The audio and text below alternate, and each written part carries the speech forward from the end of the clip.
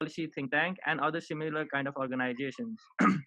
In Nepal, despite having a lot of potential in tourism, agriculture, and clean energy resources, we have not been able to get the benefit out of it, mainly because of the lack of proper utilization and management.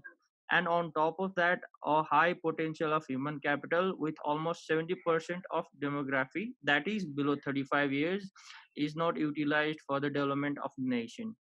At this juncture, Nepal needs a way to address these various issues relating to poor management as well as governance issues. If trained, equipped, and engaged properly, our generation can spearhead the task of building a peaceful and prosperous country based on a solid understanding of these policy issues. We believe tomorrow's policy leader in public dialogue series can be a good avenue to initiate change through the public discourse analysis. Now, with any delay, I'd like to introduce our guest for the today's episode. Today, one of our speaker would be Dr. Jagdish Pokhrel, sir. He had been former vice chairman for the National Planning Commission of Nepal with a PhD in regional planning from Massachusetts Institute of Technology in 1991. He also had a master in regional planning from University of Hawaii in 1985 and with a bachelor degree in architect from University of Thessaloniki from Greece in 1974. He was appointed as a vice chairman of National Planning Commission for two times between 2006 and 8 and 2009 to 10. He was responsible for guiding the country's local governance policy, implementation of devolution and decentralization policies of the country. And during this period, he led designs of special and targeted policies and programs for the remote areas, disadvantaged groups, and indigenous ethnic groups. He also created major policies and planned for the environmental protection and the infrastructure development. And he also provided consultancy and advisory services to Nepal government, international agencies such as World Bank, Asian Development Banks, UN agencies on environmental protection, evaluation, strategic planning, governance, decentralized governance, and millions and many other related areas. And like as for Dr. R.C. Lamichane's introduction, he has been a founder, chairperson of Eastern Research Institute of Positive Science. He has also been General Secretary of Imagine Nepal, lecturer in NSSW. He was also counselor for Nepal. eh, He was also a member of Kathmandu Forestry College and counselor of ICA, IGNOU. He was also a member and tax team member of Institutional Development of Community Evaluators of South Asia. He also has been a facilitator in first international workshop of community forestry, and he is also a conference coordinator, panelist, uh, and presenter of World Fourth World AI Conference in 2009. He has a PhD degree on appreciative inquiry perspective for enabling peace and inclusive community development in Nepal. Today's series will be focused on the topic urbanization, national and local development. Um, can we shape the trend?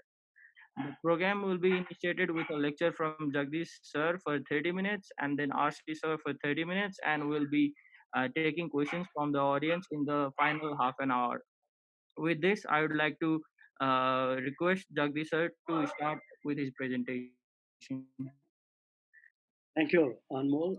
What I will do is I will share my presentation and share screen, and then I'll start talking about it. All the faculty members and the students of this future leadership who have been following this session, it's my pleasure actually to be here with you today and share my thoughts uh, with you.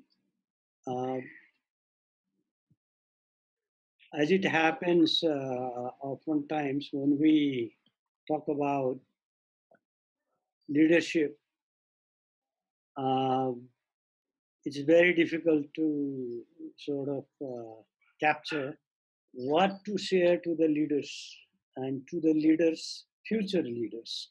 So I had to kind of reframe the presentation such that it could be useful for the future leaders rather than just for conventional urban planners and managers. Um, for me, I think it's very important that the leaders should be very much oriented towards knowing knowing what is there, and then what it ought to be, and then how to change it, that is to act. So is, ought, and act are these three words I find very useful for those who want to make changes and those who lead the change.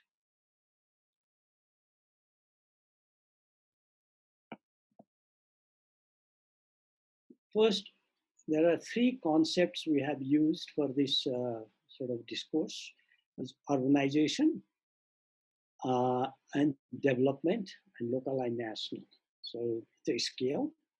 So urbanization, I think it's important we just think about urbanization. What, after all, is it? Just to understand it, from a human point of view, urbanization is basically a concentration of people, connection of people, relationship among people, and the changes in the value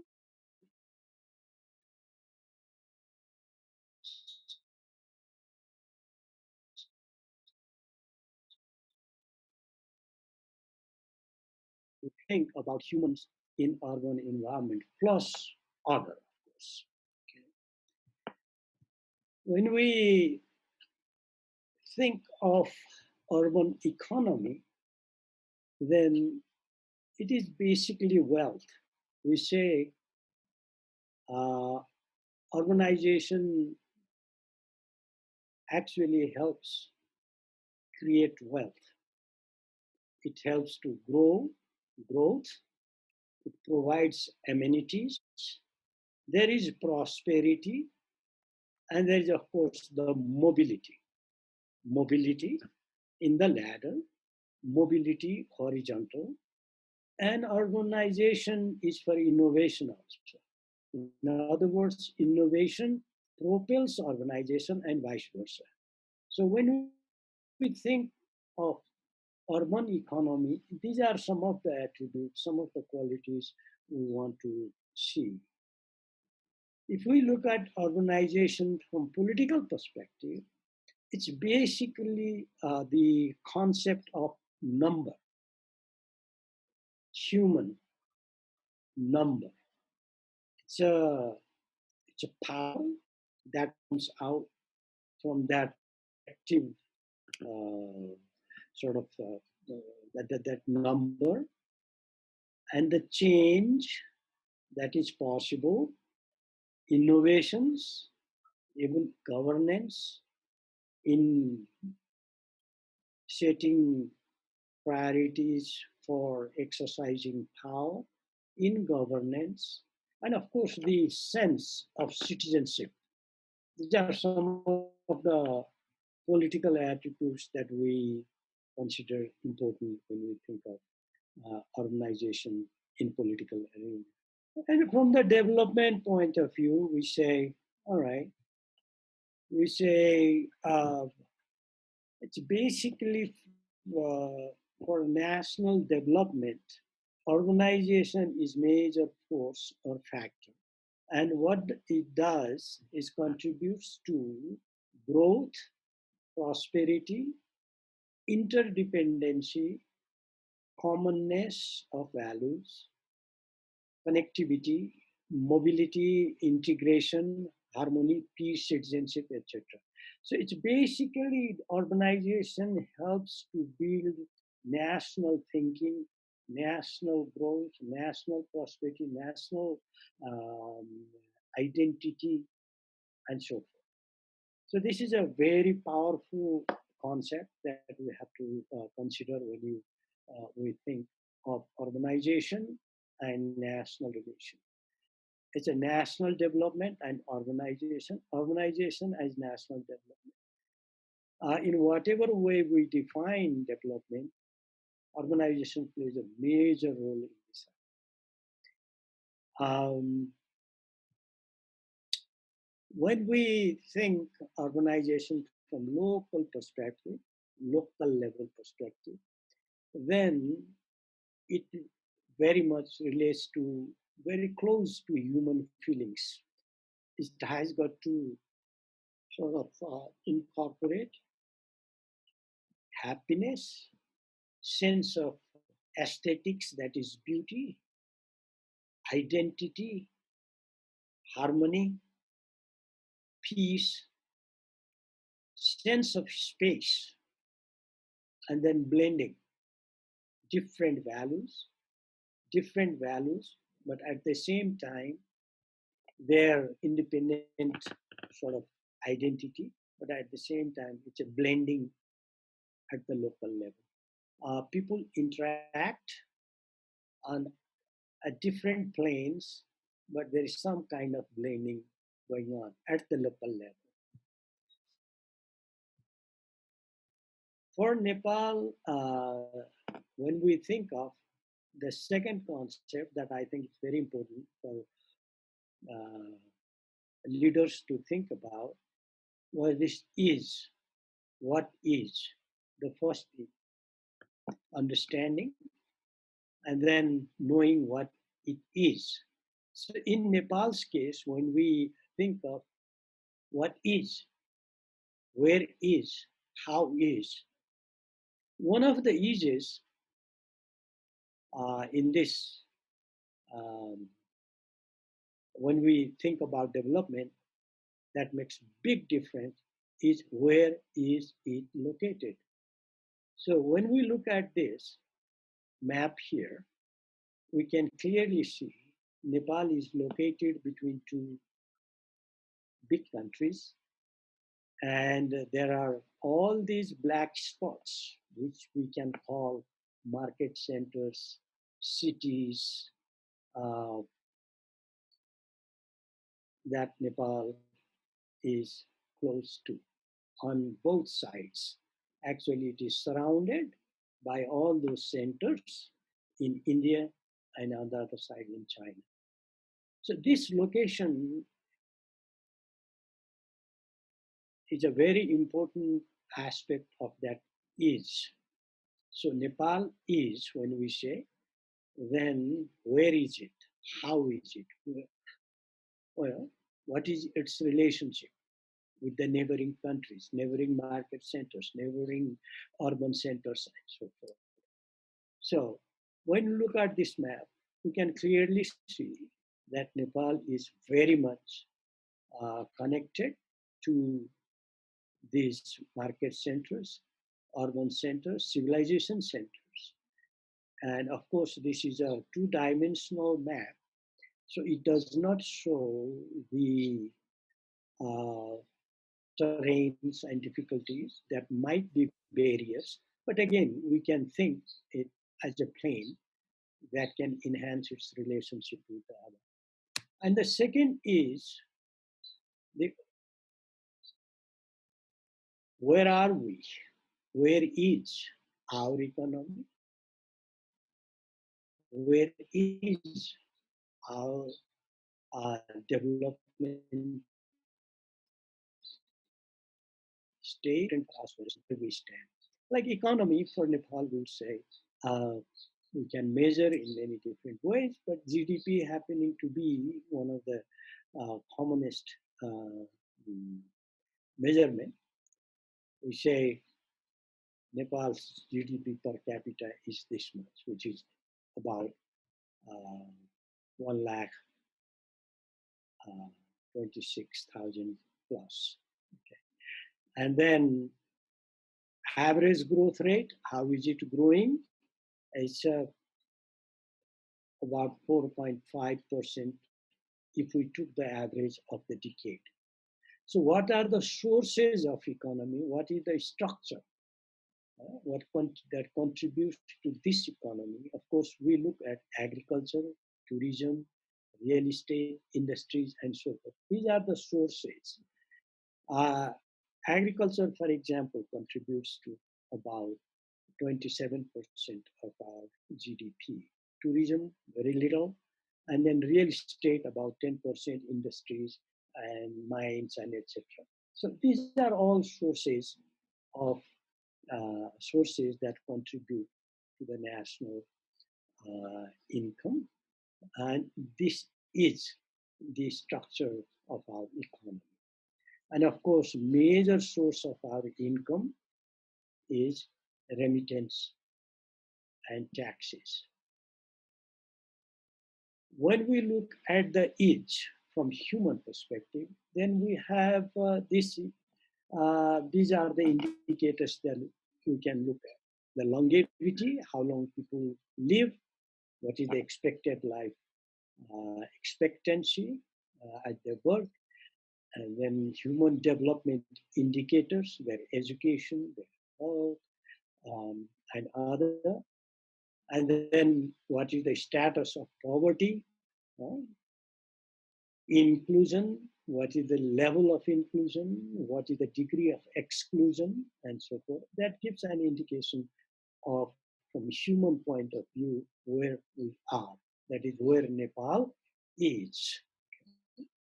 And then, of course, it's a very intangible thing. But again, we say, are we happy in terms of happiness indicator? Where do we stand?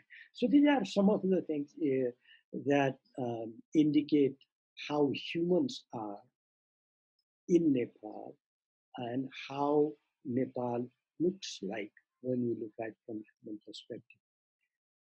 From political, the age is, it's a secular country, it's a federal country, it's a federal structure, it's a republic, and of course, as the constitution states, it's more of a socialistic oriented uh, country, politically speaking.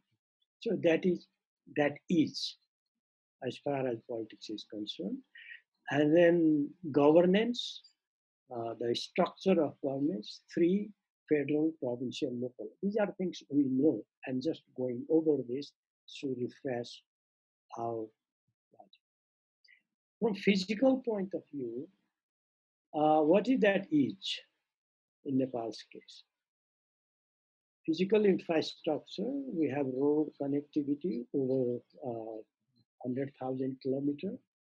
We have airports, we have telephonic connectivity over 150%, dry ports, and water supply almost 90%, and then electricity supply is more. This is a physical part of what is there, physical factor, physical amenities, physical part that we see Nepal is. Regarding our connectivity, how do we do? Just one few glimpses. We are almost connected. The whole country seems to be connected, domestically speaking. So that is Nepal's situation. All like district headquarters, except one, are connected now with the main uh, transport network.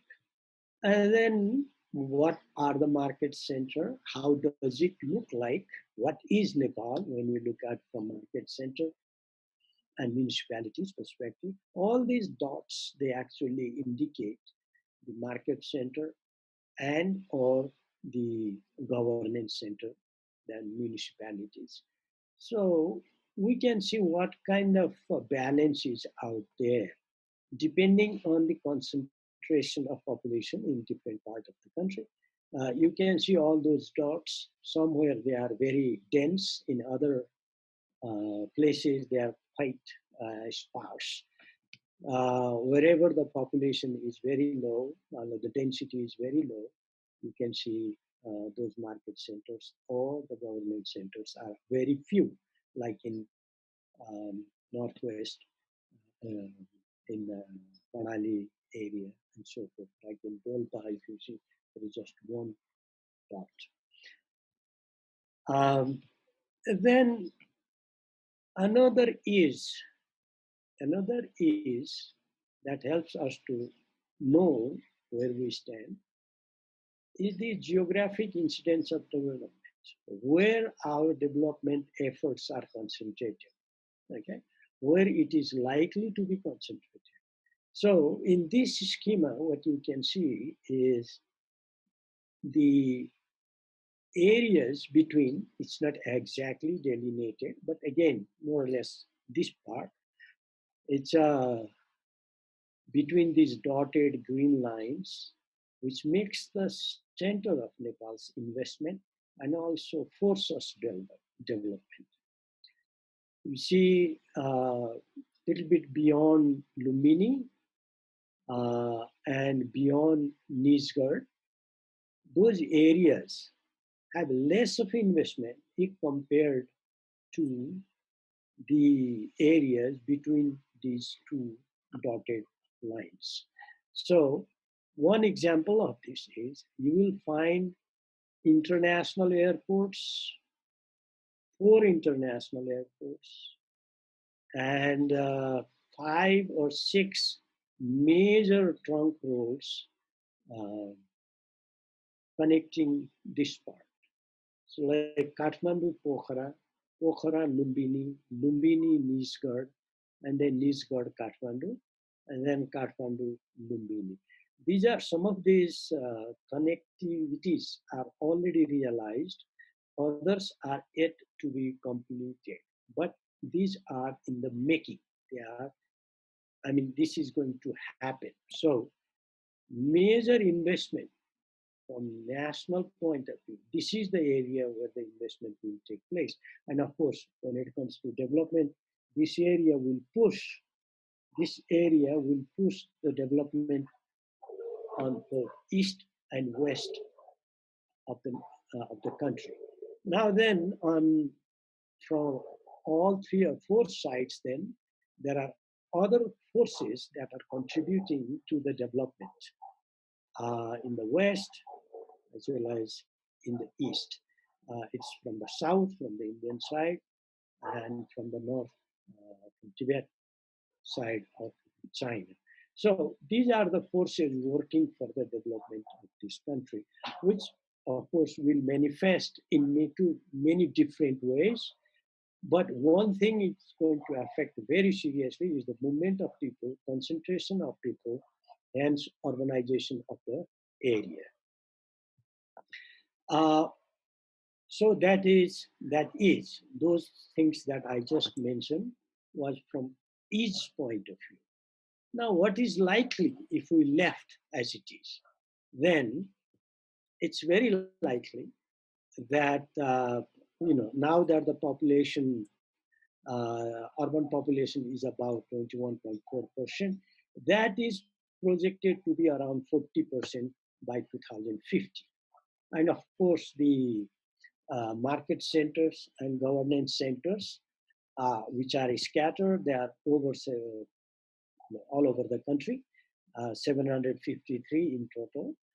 Most of them will function as only governance centers, some of them both governance and market center.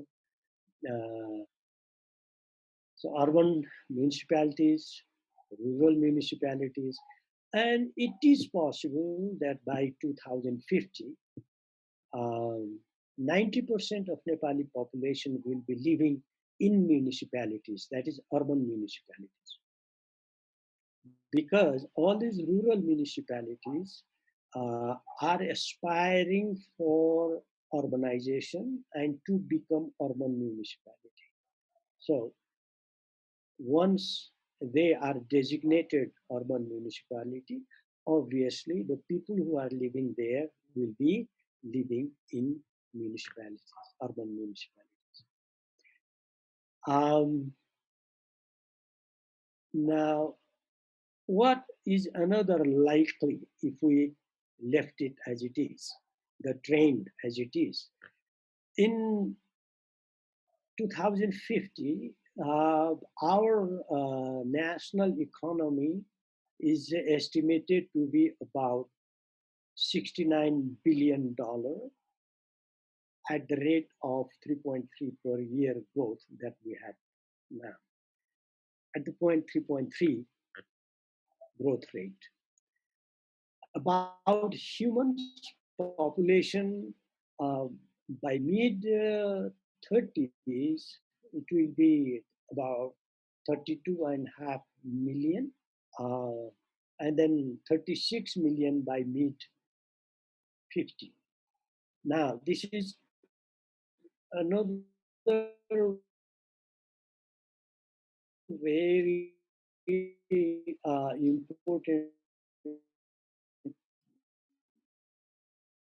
thing to keep in mind, the population and the demographic structure when we talk of physical period as far as Nepal's development is concerned. Because if the growth takes place, population growth takes place as it is, then that is the time for peak. 2050 is the peak. And after that, it will start declining. Nepal's population will start declining. What is the peak? That means Nepal's total population by 2050, and that is the highest, again, based on the current trend, is the 36 million. It will not be 38, 39 million. It will be 36 million, and then it will start declining. So now the question is, when we discuss development, when we discuss about urbanization, when we discuss about social policy and other, we have to keep in mind this population trajectory, what's going to happen with this. Okay.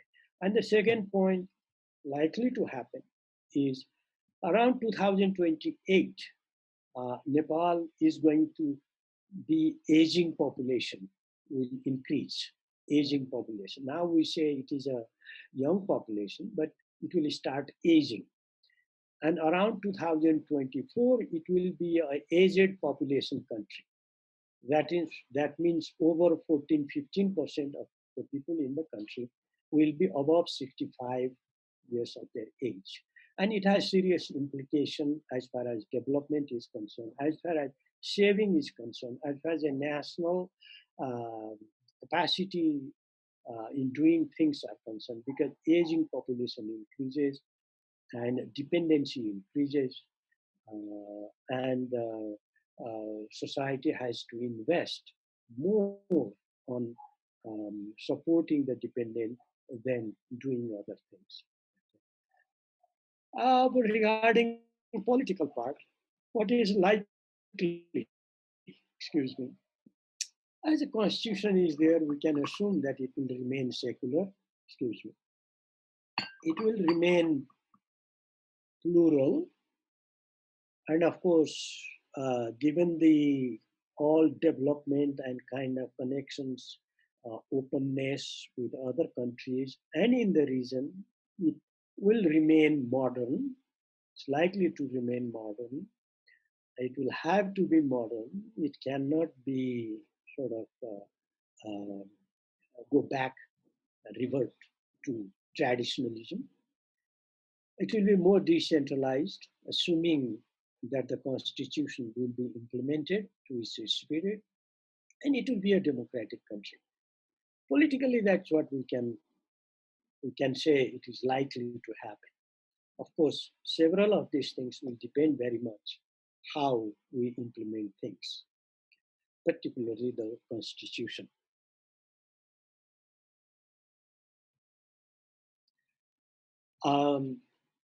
Regionally, what might happen to our connectivity?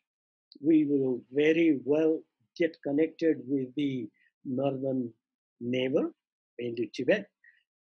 This railway line will be connected. They will connect us, Kerung, Kathmandu, Pokhara, Lumbini, and so forth. Okay. This is something that will be materialized and certainly will have it. Within the country, lines indicate the planned railway network. This will be completed, of course. There might be some additions, but this is something that is considered feasible. So these railway lines are likely to be completed. Now, this is just a glimpse. What there might be several other things that will happen. Like Nizhgad Airport will be completed. Pokhara Airport will be completed. Bhairava will be very much operational, and there might be many other airports.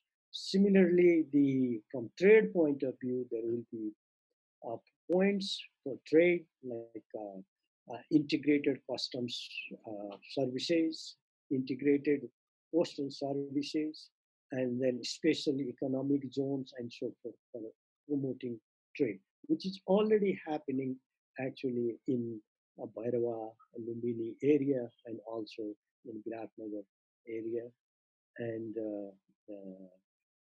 Birganj area.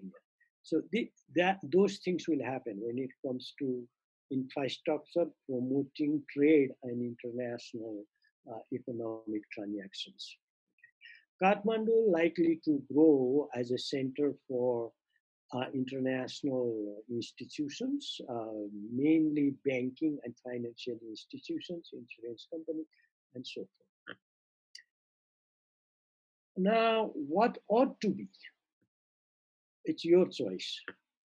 This is where the leadership comes. What would you like to make it happen?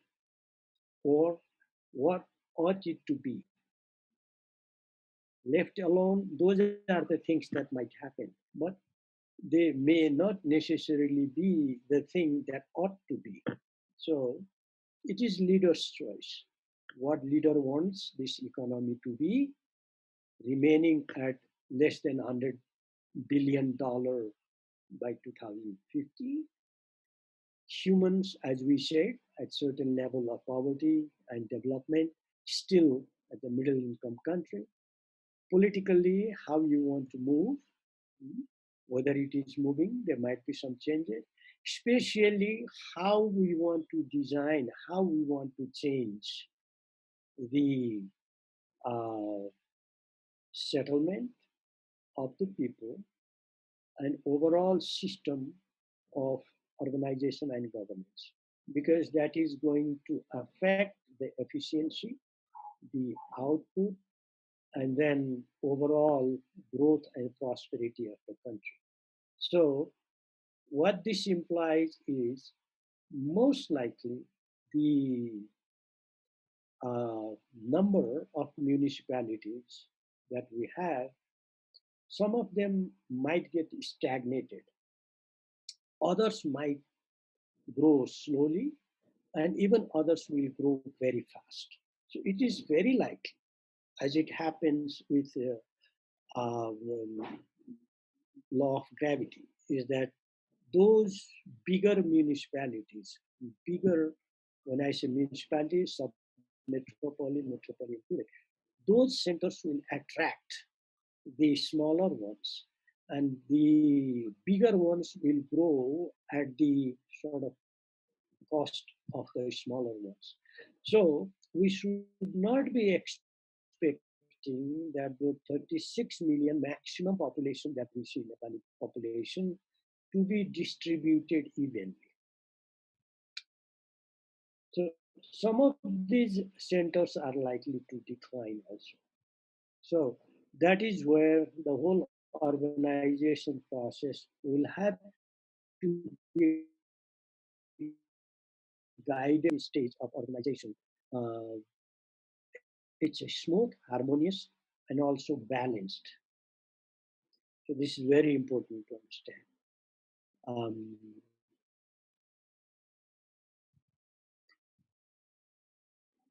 Economy, as I said, it's your choice, and then it's our choice, the leaders who want to change. Spatial, as I said before. Political part, of course, very much will depend on implementation of the constitution, how strongly we adhere to the values that we have uh, inculcated in the constitution. We cannot assume that there will be another constitution writing. We can, I think it's reasonable to assume that we'll be amending the constitution to make it more relevant to a particular context and time. But overall rewriting of another constitution we cannot imagine. So what that basically implies is that we are not going to overhaul the whole political system. It will continue. Those are the things we are showing. Now coming to the last point is the making. It's up to you how you want to make it. That is where the action counts. Actions are manifested in policy, plan, and implementation. This is the part where I think it's very important to translate what ought to be into making. Otherwise, they will remain just a statement, desire without strong commitment to get them done. So this is where the leadership will be tested, whether they are able to act and change the direction, change the train towards as they think it ought to be.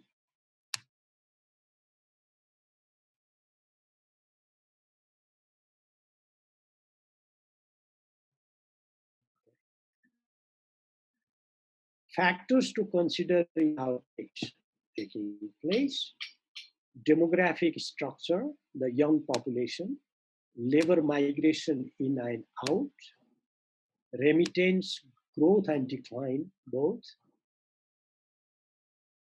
proliferation of technology, especially implementation of federalism, to what extent this federalism is successful. It's very important. So the implementation part we should be watching, we should be considering very seriously.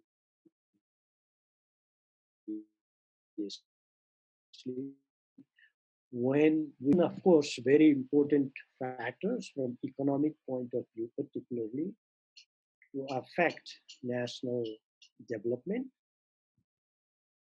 and local development, and eventually to urbanization process as well of this country, modernization, is the growth and emergence of these two neighboring countries, India and China. There, Nepal will play very, very important role. So here I stop. Again, when it comes to making, I would say leaders can do it. That's why they are leaders. They should understand what it is. They should understand what it is likely to be if nothing is done.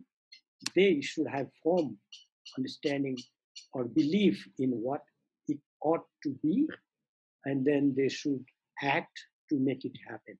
And that's why you are a leader, and your leader can do it. Thank you. I stop here. Hello.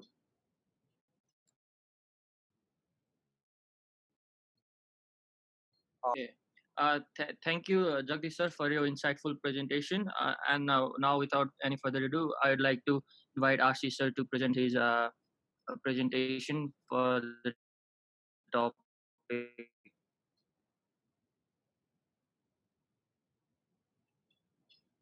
Hello. Hello, Yes, Afshi sir. is it listening? Yeah, please, Okay, please go ahead. thank you very much. You, Thank you you very can much. remove this. You can remove this screen.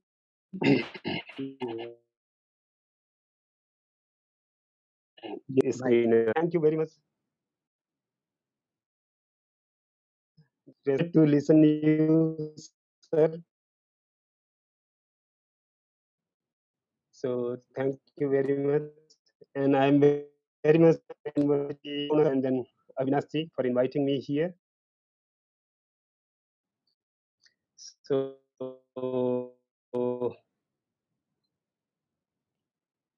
Yeah, please, you can.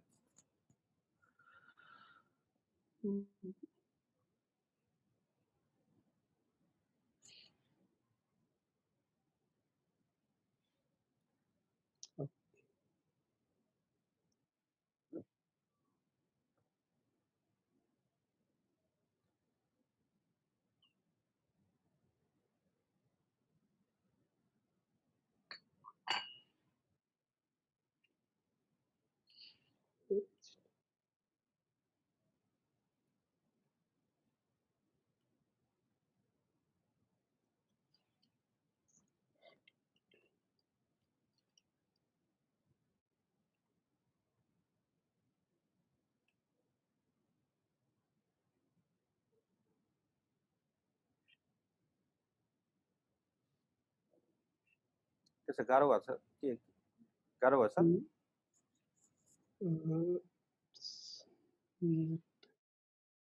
it's not taken. Can you share it from the? Oh, I have a new one. अलिकति अप्ठ्यारो भइरहेछ कहाँबाट you can see the spotlight. सरले अविनाशजीलाई पठाइदिनुहुन्छ अविनाशजी हजुर सरले मलाई भर्खर पठाउनु भएको थियो आशिष सर त्यही हो सर हैन अर्को छ एकछिन है सर एक मिनेट मैले फुल्ली काम गरिरहेको छैन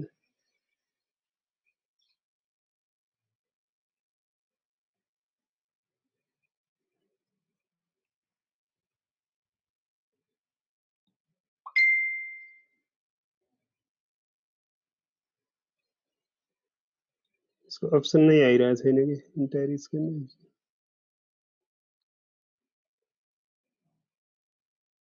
शेयर स्क्रिनमा जानुपर्छ शेयर स्क्रिन अविनाशजी उहाँलाई कोहोस्ट बनाउनु पर्छ कि डाइरेक्टली पनि गर्न सकिन्छ ए को होस्ट बनाउनु पर्छ जगदीश सरलाई पनि कोहोस्ट नबनाउँदा पनि गर्न सक्यो जगदीश सरबाट सर अब हुन्छ कि सर स्क्रिन थियो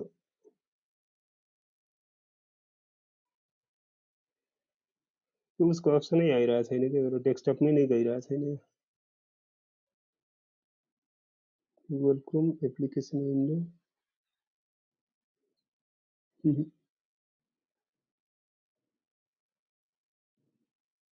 म सरलाई इमेल नपठाउँ अहिले हुन्छ हुन्छ सर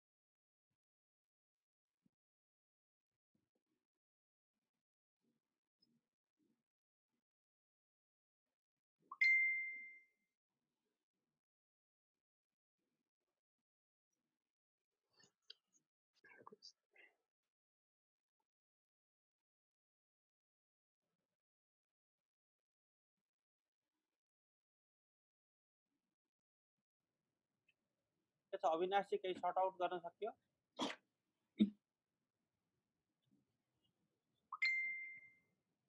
आशिष सर भएन यो हजुरकोबाट मेरोबाट भएन सरलाई इमेल गरिरहेको छु हुन्छ हुन्छ सर सेयर स्क्रिन मात्र क्लिक गर्दा पनि सायद आउँथ्यो होला।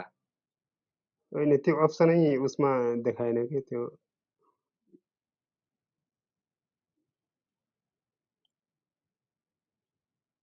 सेयर स्क्रिन गरेर पनि त्यो अप्सन आएन कि त्यो क्रोमको आउँछ एप्लिकेसन विन्डो मात्रै आयो। सरले सेयर स्क्रिन गरेपछि जुन बक्स खुल्छ त्यसमा सिधै डेस्कटपमा क्लिक गरेर अनि प्रेजेन्टेसनमा त्यो बक्स आएन सर मेरो। हजुर होइन ठिक छ सर, सरले मलाई इमेल पठाइदिनुहोस् म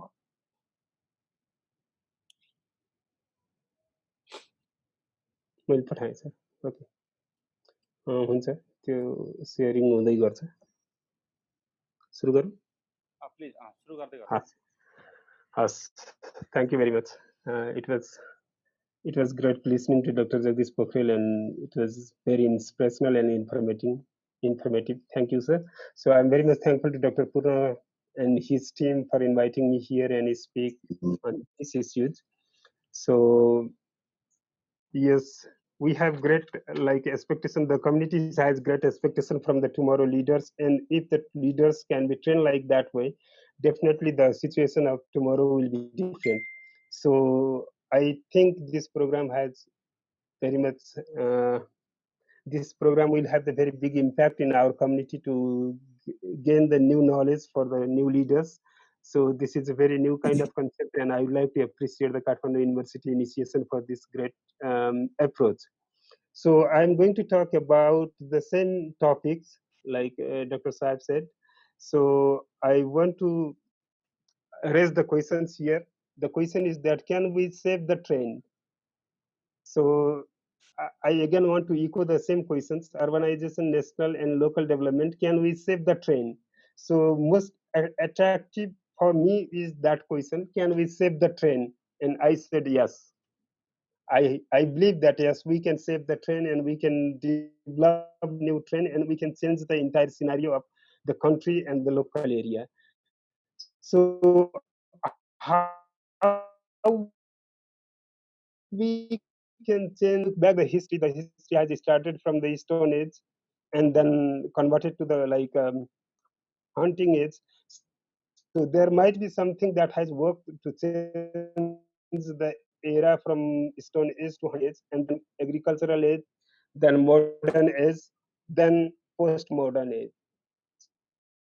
So what facilitated, what was the catalyst for this all era? Then we can say that that was the public policies that plays the vital role. So here, if we want to set the trend, then we need to think for the public policy.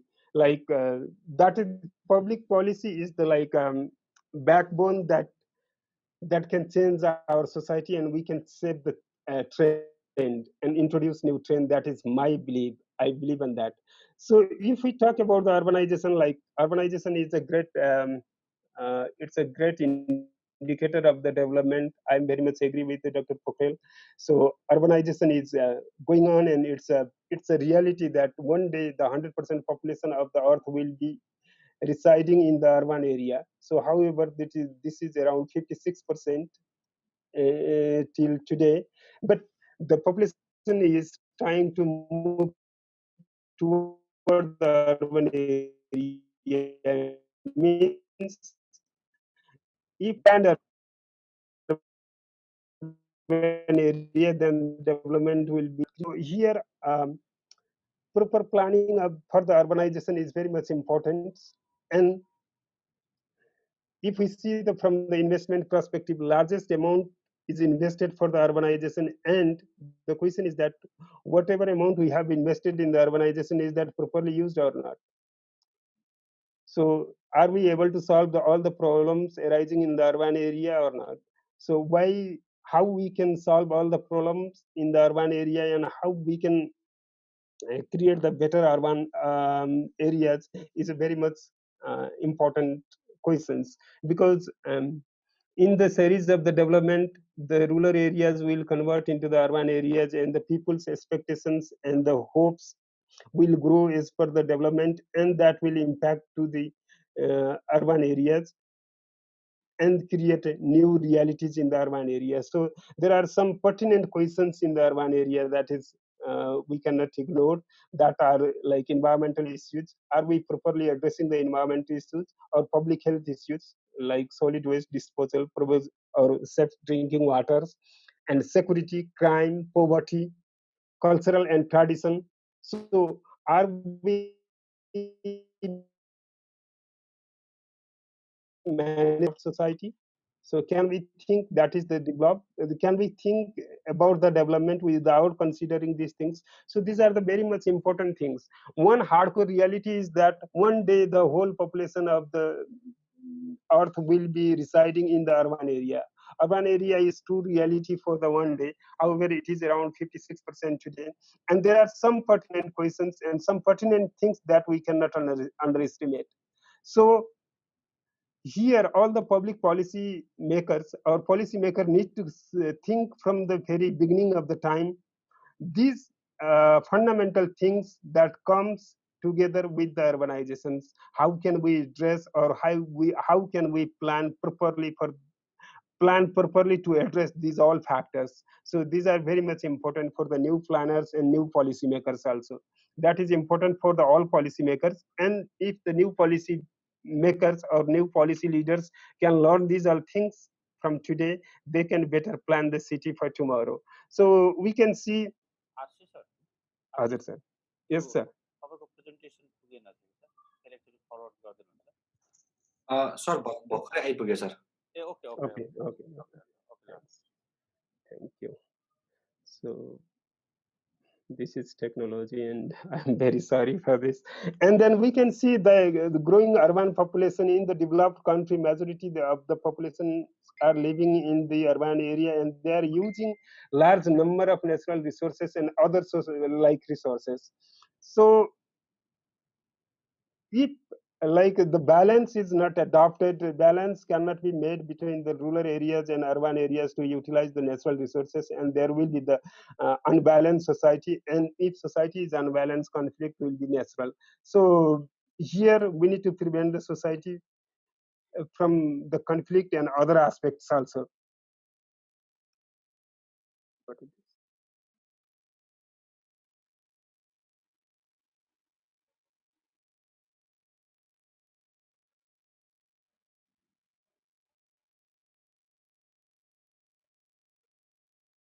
So these are the like major ingredients of the urbanization. And if we talk about Nepal, and especially particularly focused in the Pokhara has three kind of settlement.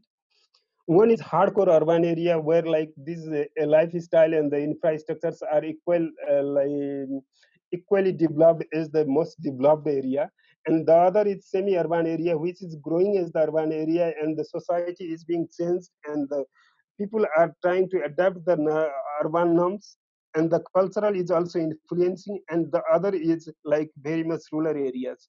So newly adjoined rural municipalities in the metropolitan cities, they have the rural characteristics. All the production and consumption and people attitude behavior are very much rural areas. So policy maker has to give the attention in such kind of city particular forming the public policy. Like one single policy cannot address the needs of the all peoples in such kind of heterogeneous city, because the geographically it is different, culturally different, and the production and lifestyle is very much different. The people who lives in the Mahendrapur, they have different kinds of lifestyle, and the people who are living in Kaliga and Maastan, they have different kind of living style. So but both are considered the metropolitan resident. So here we need to very much careful to develop the public policy based on the geographical area and the other means of production and other available services.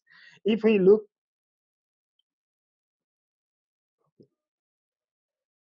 yes, can I go? Can we change the slide? Can we go down? Yes, please. More. Yes, okay. Okay. Can I just go above? Okay.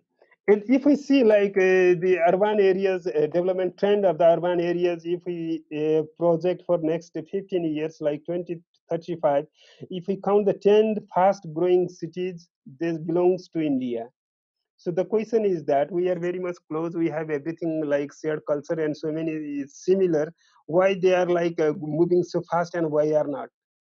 What is making the difference? And I understand that.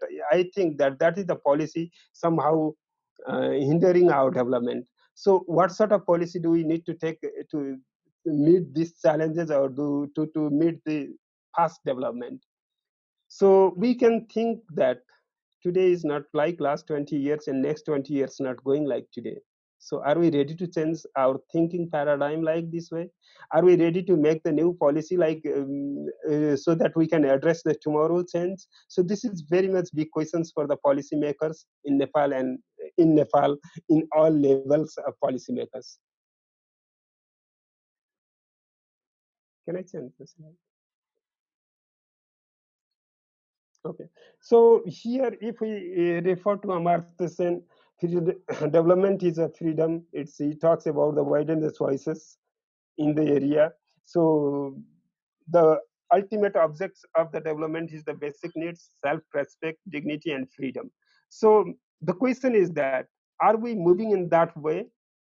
Do our planning process or our development process allow us to fulfill the basic needs of the all people?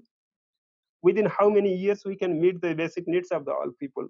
Within how many years all the people, all Nepalese people can feel respected and dignified?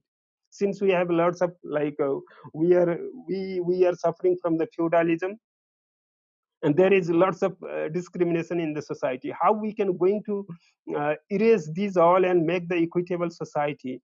So do our development practices, our plan, or our public policy system is allowing us to create the dignified and equitable society? Is very much important. And third is freedom. Can our people exercise the freedom? Are they able to use the freedom that is given by our constitutions?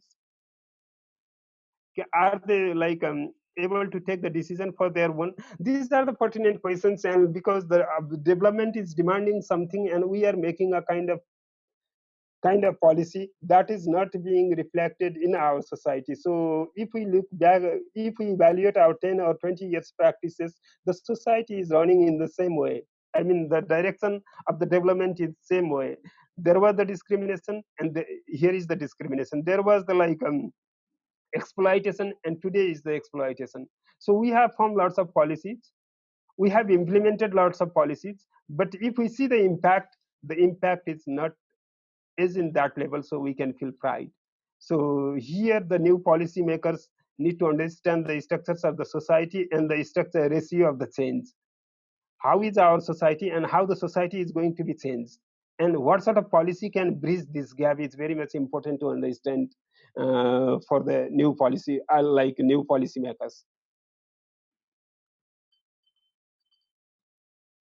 So can I change this? Okay. See, this is the hardcore reality. The Europeans say that the needs of hierarchy of Maslow is phased out in the Europe, but still we have these kinds of gap in our society. And do you think any plan of our has been addressed this? We are fighting for physiological needs. We had a flood, and many people lose their life. Many people are losing their life. If we talk about the safety, people are not allowed to go to outside the home in the evening, or like they're very much unsecure situation. So if we see the belongingness and love and needs, I feel like I feel very much regret, like being a Brahmin. The case of after the case of Jajarkot.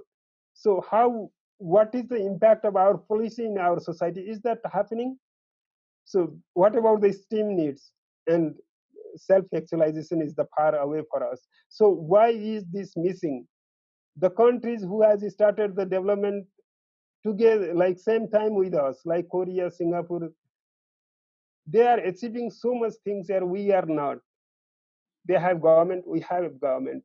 They have like departments, we have the departments. They have the civil society, we have the civil society. Everything we have, but why we are lacking?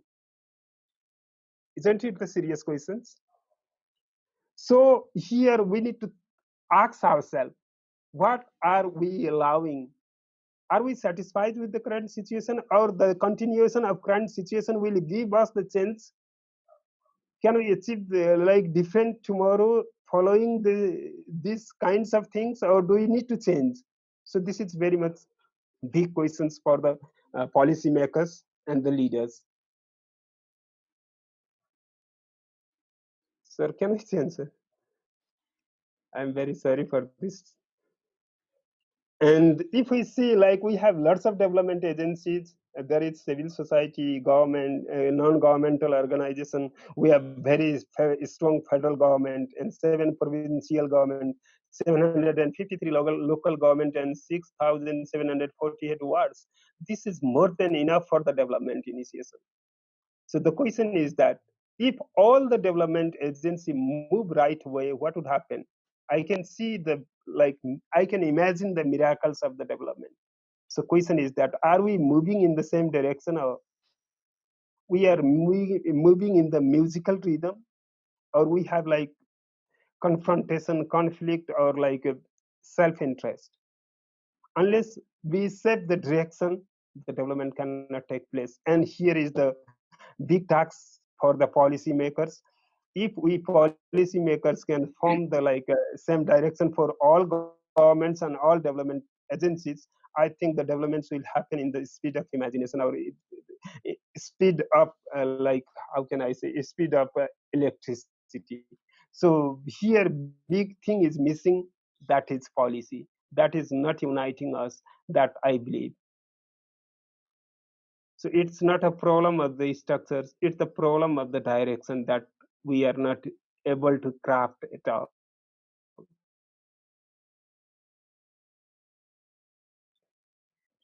Sir, can you change, sir? So yes, national development, we are talking about national and local development. Like UN Decade report already mentioned that national development is growth plus change in town, in social culture, as well as economic and qualitative and quantitative things. There are so many theoretical things that has been already adopted by the country and government. So we have these all, but the big missing things is that our intention to, how can I say, maybe sometimes our intention, or sometimes lack of effective communication or something like that, that has not been allowing us to collaborate and create the collective result. So that is what the policymaker needs to give full attention in these areas. Yes, sir. Can I change?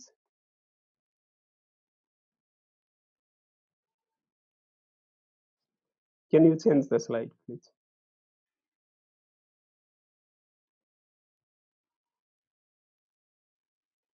So if you see the national vision, we have very beautiful national vision, Samriddha Nepal, Sukhi Nepali. And just I reviewed today the 15-year plan, and I found this statement as just near to the national vision. समुन्नत स्वाधीन समाजवाद उन्मुख अर्थतन्त्र सहितको समान अवसर प्राप्त स्वास्थ्य शिक्षित मर्यादित र उच्च जीवनस्तर भएको सुखी नागरिक बसोबास गर्ने मुलुक. That is very beautifully crafted, but there is the 5-star questions I want to raise. Do our policies support this vision? Are we making the policy like that? We are talking about the socialization, and what about the public people participations? What about the means of production? How many people are owning the means of production? What about the capital formation? What is the mechanism of capital formation at the world level and the municipality level and country level? Do country own any kind of production, means of production? All the national factories and companies are sold out to the private sectors, and we are talking about the samajwad like socialism. What does it mean? What is the model of our socialism? Are we clear on that? After formulation of the constitution, we have 3-4 budget for big productions from the public level. So if we hand over all the means of production and the capital formation means to the private sectors, how we are going to create the socialism?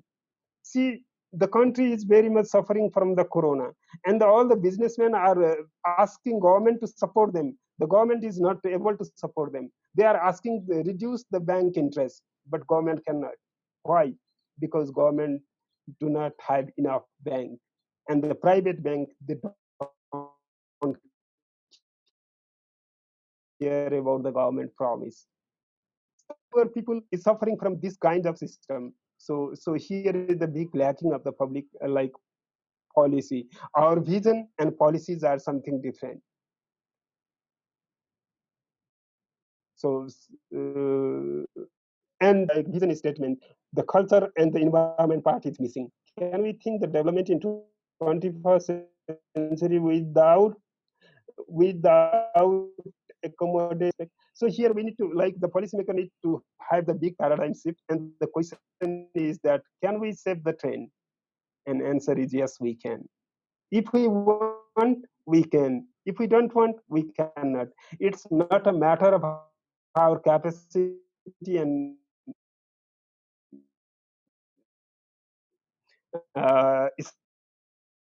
skill. It's a matter of our available enough. We that was not our capacity. That was intention and will.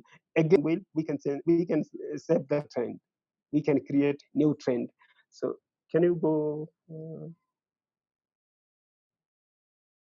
sir? Can you change the slide? Hello. So the question is again how we can save. Yes, we can, but how? So yes, can we go down? Avinashi? I'm sorry. So here I would like to remember Albert Einstein. He says no problem can be solved from the same level of consciousness that created. So we need different perspective. We need to define our society from the different perspective. So our understanding about our society need to be changed. We need to understand from the psychological perspective, from the sociological perspective, and from the scientific perspective. The psychologists, they said that every individual have lots of energy within him, and that is waiting to be released. If good policy in the development, and they can create the miracle. So this is high time to find out the appropriate policy so that we can unleash all the potential of the people, and that we can use that potential for the favor of our country, our society, and our community. Policymakers will play incredible role to make the new policy in the days to come. Yes, Avinashi, can we go? Avinashi, can you change? Okay. So this is a time to change in the speed of imagination. So how we can do that? I am being a practitioner of appreciative inquiry. I totally believe that the appreciative inquiry approach can help to change the scenario, because that always talk about the potential within the human and potential of the community and potential of the country. So this is the high time to paradigm shift to unleash the positive potential or positive transformation. So the country is adopted problem solving approach. So that is one kind of barrier. And if we can shift from problem solving approach to appreciative inquiry approach, then we can create the miracles and we can change the country. So here the policymaker need to understand, and they need to evaluate the different kinds of approaches and methodologies that can help to foster the development in the speed of imagination. So this is the one of the area you all emerging leaders can learn. So this is the kind of old view of process for positive change in human system. Appreciative inquiry strategies, they help individual systems shift their paradigm from a deficit-based perspective to a strength-based perspective. So it has a 5Ds principle, like operational modalities. It always talk about the positive course, like suppose how Nepal can be prosperous, and it asks for the define the situation, then discover all the strength and dream for 5 to 10 years, and design that dream how we are, like what sort of policies and rules, regulation we need to achieve that dream. We will design, and then we develop the action plan in destiny phase and start to work according to the dream. So when our action plan will be fulfilled, our dream will be achieved. So this is very much future centric, very much positive, and very much like potential unleashing types of approaches. And these approaches can help to achieve the desired dream of the country. So maybe new policy making leaders, you can consider it, and you can find all the opportunities that strength-based approach or appreciative inquiry can give to us. So what we are doing is our development practices is going on like we believe in top-down strategy. Like if we see the activities from the two like communist parties and the communist and Congress parties, so we can see the direct example of top-down strategies that top level leaders will decide and then ask other people to do, and there will be the lots of grievances from the central committee and other committees. So top down strategy, that is also reflected in our development policy. The ministries divide, ministries circulate. Even we are in federalism, but our development ministries, they also always circulate their directive to like province government and local government. So in a way, our local government and provincial government are not free to design their program, because we have been deeply cultured for the top-down strategy, and that is in our blood. So unless we change that, we cannot invite more people in the planning process. Like same as bottom-up strategy, very few people and local elites will get the opportunity. Like representatives of the cross section, all the talented people come and capture the resources, piloting strategies. So it takes very long time to long time to extend the successful model all over the country, and backdoor meetings that is create big hurdles for the development. So these all are the things. If we apply these approaches, then the question is always raised there: who gets the benefit from these approaches? Who are getting the benefit? Whose voice is hearing? Who is deciding for the development? So apart from on contrary appreciative inquiry, it talks about the whole system approach. So bring out the best in the human. It propels the change and encourages new ideas. So it accepts the roles of individual and asks to participate or asks to explore their potential and contribute their knowledge for the development. And it is totally democratic, and it appreciates people participation in the process. So here we need to engage all the people for the development process. We need to recognize people. We need to recognize the people's dignity and their capability for the development. So we need a big change in our planning process, I believe. Can we go in the next? So can we go quickly? This is just why I believe in the appreciative inquiry, because I have been working in this approach for many years. So just I want to show a few of the photographs. This is just for Avinash. Can we go quick? Yes, please go. This is David Cooper Ryder, who yes, that was the national conference. Yes, just go. Just this is just I want to see how appreciative inquiry is flourishing in Nepal. So just go. Yes, please go. Just go. And you can see Dr. Jagdish Pokhrel in the photo. So Dr. Saab was the keynote speaker in the first national conference. So that was very much enlightening speech he has given in that conference. Please go. It was in South Africa, Johannesburg. I was invited to speak there. Please go. And this is my thesis, Peace and Community Development in Nepal and Appreciative Inquiry Approach. Yes, please go. And I introduced appreciative inquiry in China, and I have been teaching in Chinese universities for 7 years. Please go. Yes, please go. So we are talking about urbanization, national and local development. Yes. So I think the life cycle approach is very much important for our country, where like discrimination is high and social discrimination is very high. So appreciative inquiry-based life cycle approach for planning, monitoring, and evaluation would work. That is my assumption for our situation. Yes, can we go? So this is the whole life process, and people need the development in all each and every segment of the life. So from the conceives and from the birth to death, we need the development, and we need to develop the policy how we can flourish every segment, so that how we can develop the policy so that every segment of the life can be flourished. Every segment of the people can feel dignified, and then they feel proud being a citizen of these countries. So this is a big responsibilities for the local government, provincial and federal also. But we have to see in each and every sectors. If we see from the nutrition perspective, we have lots of undernutrition population.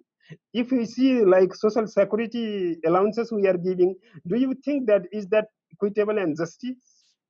We are giving the same amount for the poorest of the poor and richest of the rich. Is that okay? So the policymaker here need to think: is that just, are we going to do justice with the people? There are the undernutrition people from the poor sectors, and they are getting nothing from the government, and there are the overnutrition peoples. So to whom the government has to give care of. However, there are some things that government need to be equal treat for the many segment like education, health sector, or something like that. If the poor people are fighting for the life, the government must give the attention for that segment of the people. If the people are fighting for the life and they are lacking of the opportunities, government has to give that enough attention for that sectors. So these things need to be considered by the public policy makers. So I think if we move through the life cycle approach, then we can create some equality, some equity in the society, and that will create the foundation for justice in the society. So can we move forward?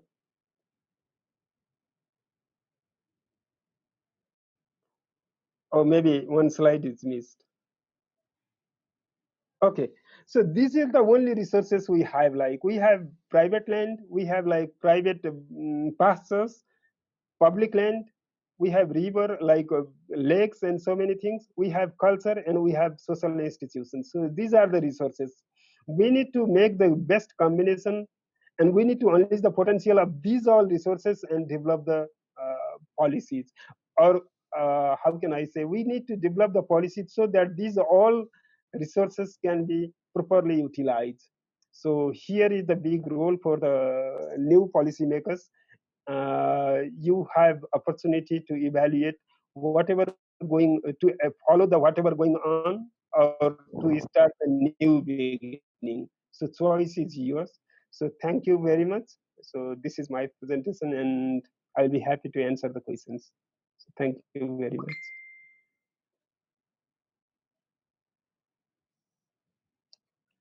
I'm sorry for the disturbance, technological problem. Thank you so much, Avinash, you sir. can take over. So thank you so much, Jagdish sir and RC sir, for this insightful presentation. I think all of us loved listening to this presentation. And now we'd like to go for question and answer session. So म चाहिँ के भन्छु भन्दाखेरि so question and answer session मा चाहिँ we can use any language, Nepali or English, any language. हामीलाई जेमा comfortable लाग्छ त्यो अनुसार चाहिँ we can either write your questions on the text box, or you can write on the chat box, or you can just raise your hand, and then I will facilitate the question and answer session. So we can start now. So we'll take we'll go until 1 p.m. So I think we have 30 minutes left. So we'll take how many questions will come. We'll take all those questions, and I'll facilitate those questions. रचनाजी तपाईले फर्स्टमा raise गर्नुभएको थियो तपाईको hand please रचनाजी सृजनाजी So जसले चाहिँ question सोध्दै हुनुहुन्छ म चाहिँ उहाँको नाम भन्छु, त्यसपछि अथवा मैले अथवा पूर्ण सरले हामी नाम भन्छौँ, उहाँले चाहिँ आफ्नो माइक चाहिँ अनम्युट गरेर आन्सर क्वेसन सोध्नु होला. र अरूले चाहिँ म्युट नै राख्नु होला, अलिकति हाम्रो टेक्निकल प्रब्लम मात्र आउँछ त्यही भएर। Thank you.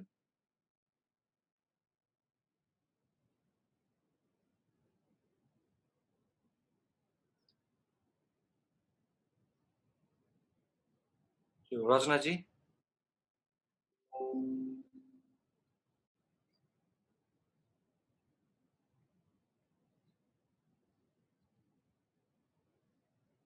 रचनाजीको क्वेसन हाम्रो जगदीश सरलाई छ हैन। I think political scenario should be the positive for almost all the changes for any country भन्ने कुरा चाहिँ छ हैन रचनाजीको। अनि त्यसपछि प्लिज रचनाजी। हेलो सरी मेरो अलिकति प्रब्लम भइरहेको थियो अनि so please. Thank you first of all thank you Jagdish sir र हाम्रो अर्को आरसी सरलाई thank you very much for your insightful presentation. अनि मेरो चाहिँ कस्तो क्वेसन थियो भने सर जस्तै हाम्रो यो जगदीश सरलाई थियो मेरो क्वेसन स्पेसल्ली हैन। अनि is my sound audible? Yes audible please go ahead. So हाम्रो जस्तै काठमाडौँ चाहिँ हाम्रो क्यापिटल सिटी भयो हैन। अनि यो काठमाडौँमा चाहिँ हामीले लाइक डिफ्रेन्ट एकदम अनप्लान्ड अनि एकदम पुवरली म्यानेज देखिरहेको छौँ नि, हाउसेसहरू इन्फ्रास्ट्रक्चर्सहरू भयो, ट्रान्सपोर्टेसन भयो, कुनै पनि फेसिलिटीहरू चाहिँ एकदमै हाम्रो पुवरली म्यानेज छ नि त। So regarding this is there any provision अथवा any laws in our constitution? अनि छ भने चाहिँ त्यो कुरा किन अप्लाई भइरहेको छैन, त्यो एक्सन्सहरू किन इम्प्लिमेन्ट भएको छैन, किन लिएको छैन हैन? अनि कहाँ चाहिँ होला त्यो मिसिङ लिङ्क चाहिँ कुन होला, के होला भनेर। I think that is the question for Jagdish sir. Thank you. Do you want me to answer now, or I take other questions and answer one by one? There are few questions more, sir. Srijana ji, are you there? Can you raise? I think you have raised your hand, and you have also posted some question here. Srijana ji, तपाईं आफै भन्नुहुन्छ?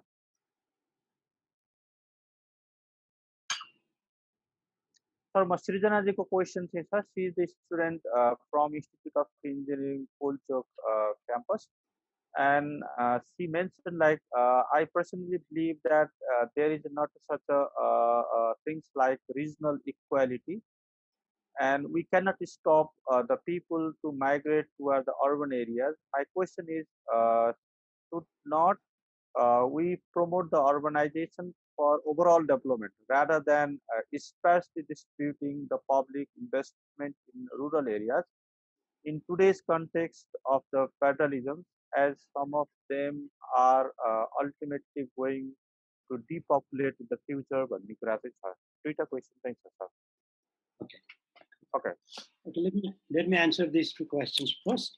Please. And then you can take on. Rosnaji,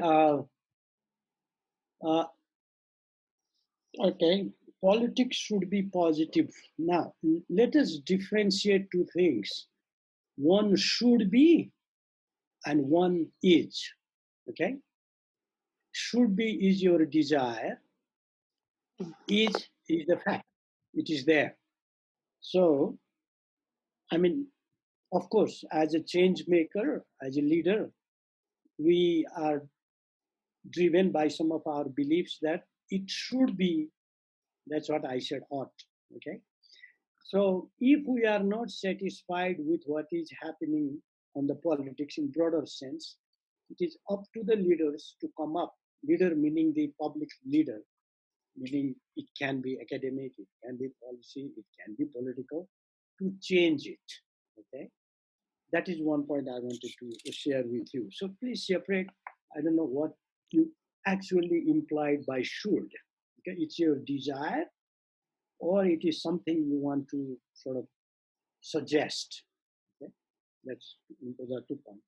Now, regarding this haphazard development of, let's say, Kathmandu, haphazard urbanization, there is a draft act, Urbanization Act, Urban Act, and there is a policy already endorsed by the ministry, I think, urbanization policy. And of course, there are many plans to improve the urbanization process that's going on in Kathmandu. And of course, there are many actually many institutions which are responsible, like KVDA, and then Kathmandu Metropolitan Commission, other municipalities, and so forth. Now the question is why things don't happen the way we expect it to happen? That is the question.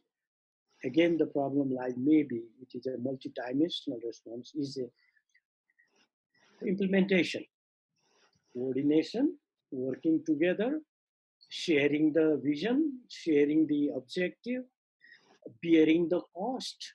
Okay, so it's a kind of moving together that is missing from all of our efforts. I think there is the gap. It's not in the document preparation.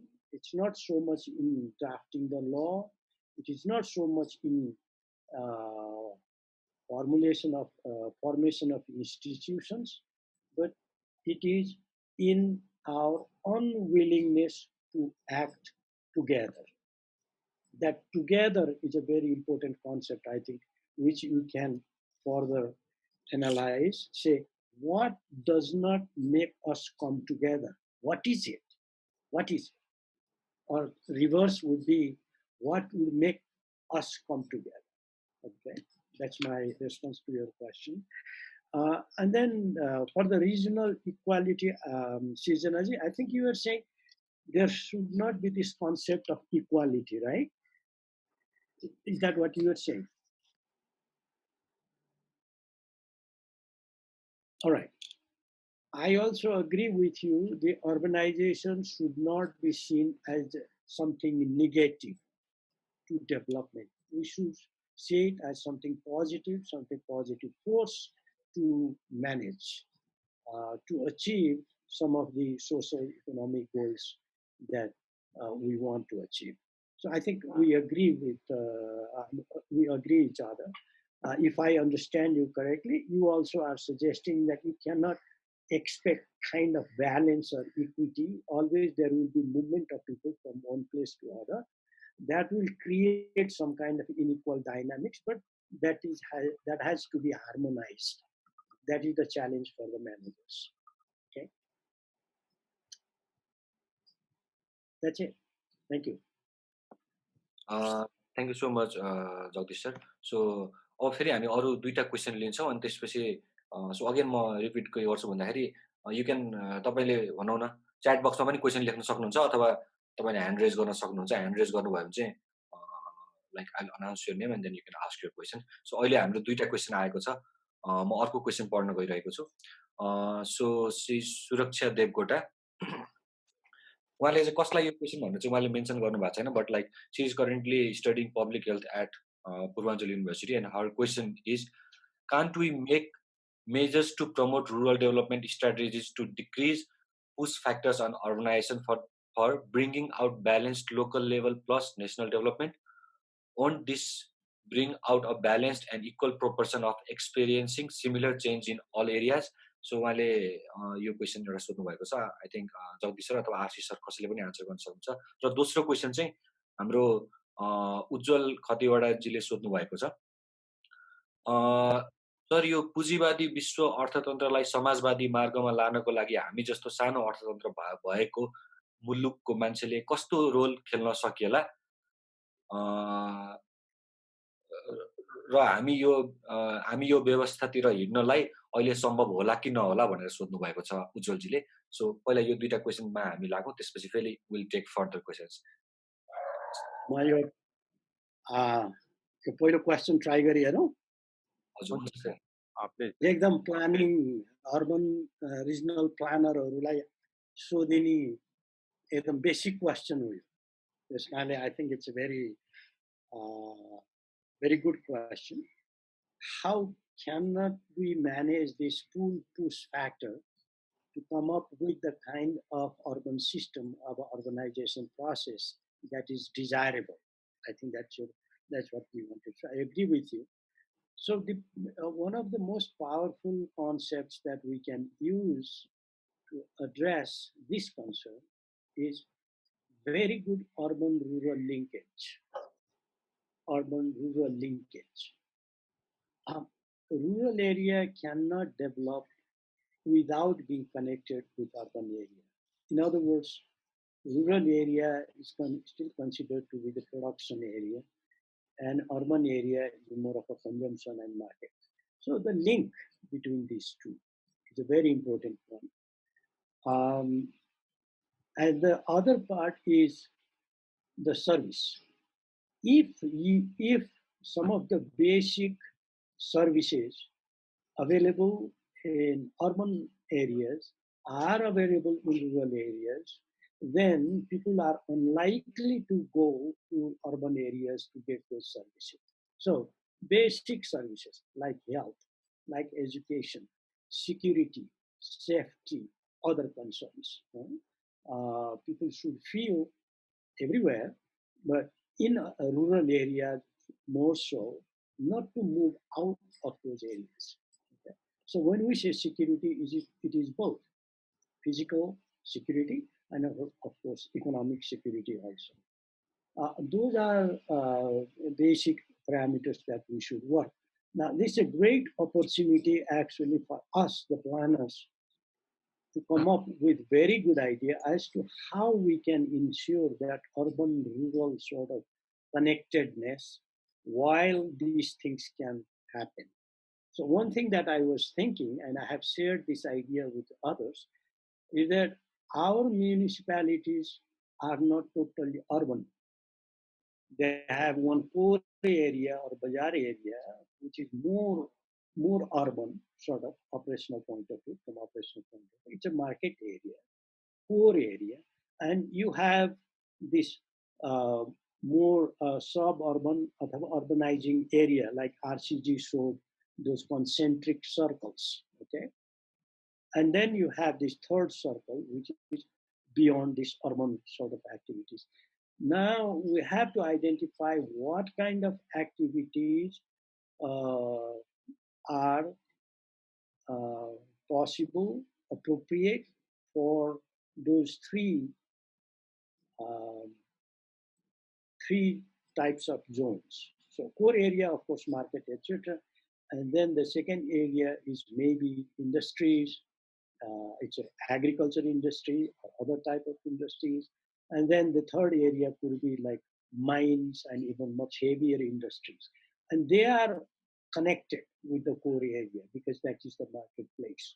Okay, this is something we can think about. Or in other words, last point is when we think of agriculture promotion in rural areas these days, we should not be thinking that young people like you, not us, who are educated, who have exposure, who know technology, who have some ambition, who have entrepreneurial sort of aptitude, they are not going to go to the rural area to use the same technology, same type of environment, same types of subsistence oriented agriculture. So you will go for more industry type agriculture where you'll be using machines, tractors, thrashers, and things like that. And then you will also enjoy the amenities of urban areas. That means your farm will be in the so-called rural area, but you will be coming back for night or days to the urban areas where you will be living with your children, you will be taking education and so forth.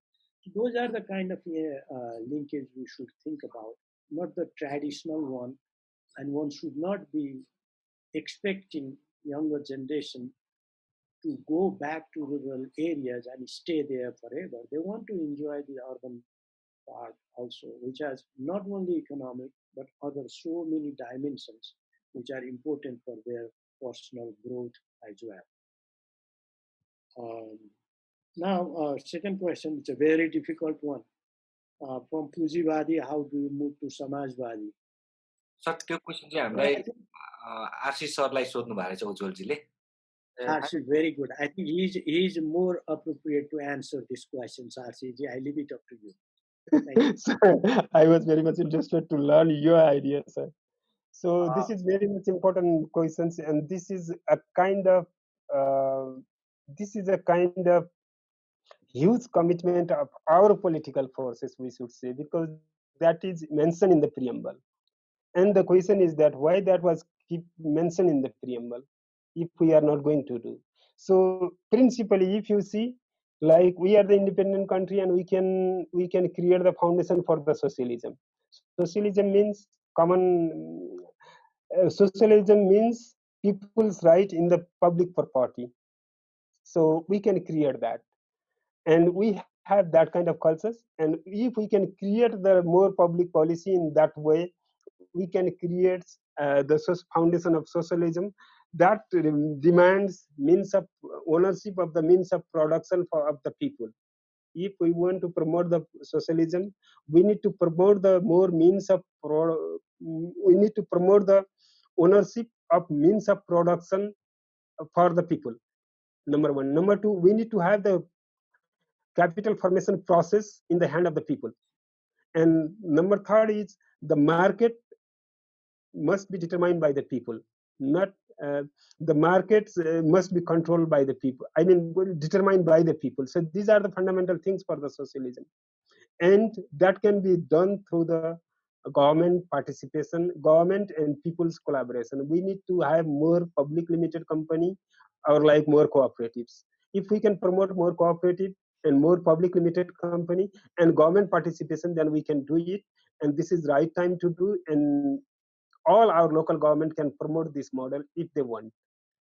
Otherwise, we are going to be suffering from the chronic capitalism, and you see the situation. So I was graduated from the government school, and I scared to send my son into the government school. Why? Because of the privatization, because the public institution is very much dismantled. The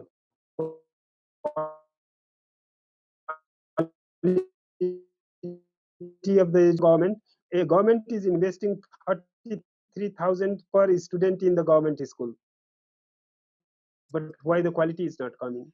Do you think that it's a lack of the teacher's capability? No, it's not a lack of the teacher's capability. It's a system. It's the capitalism that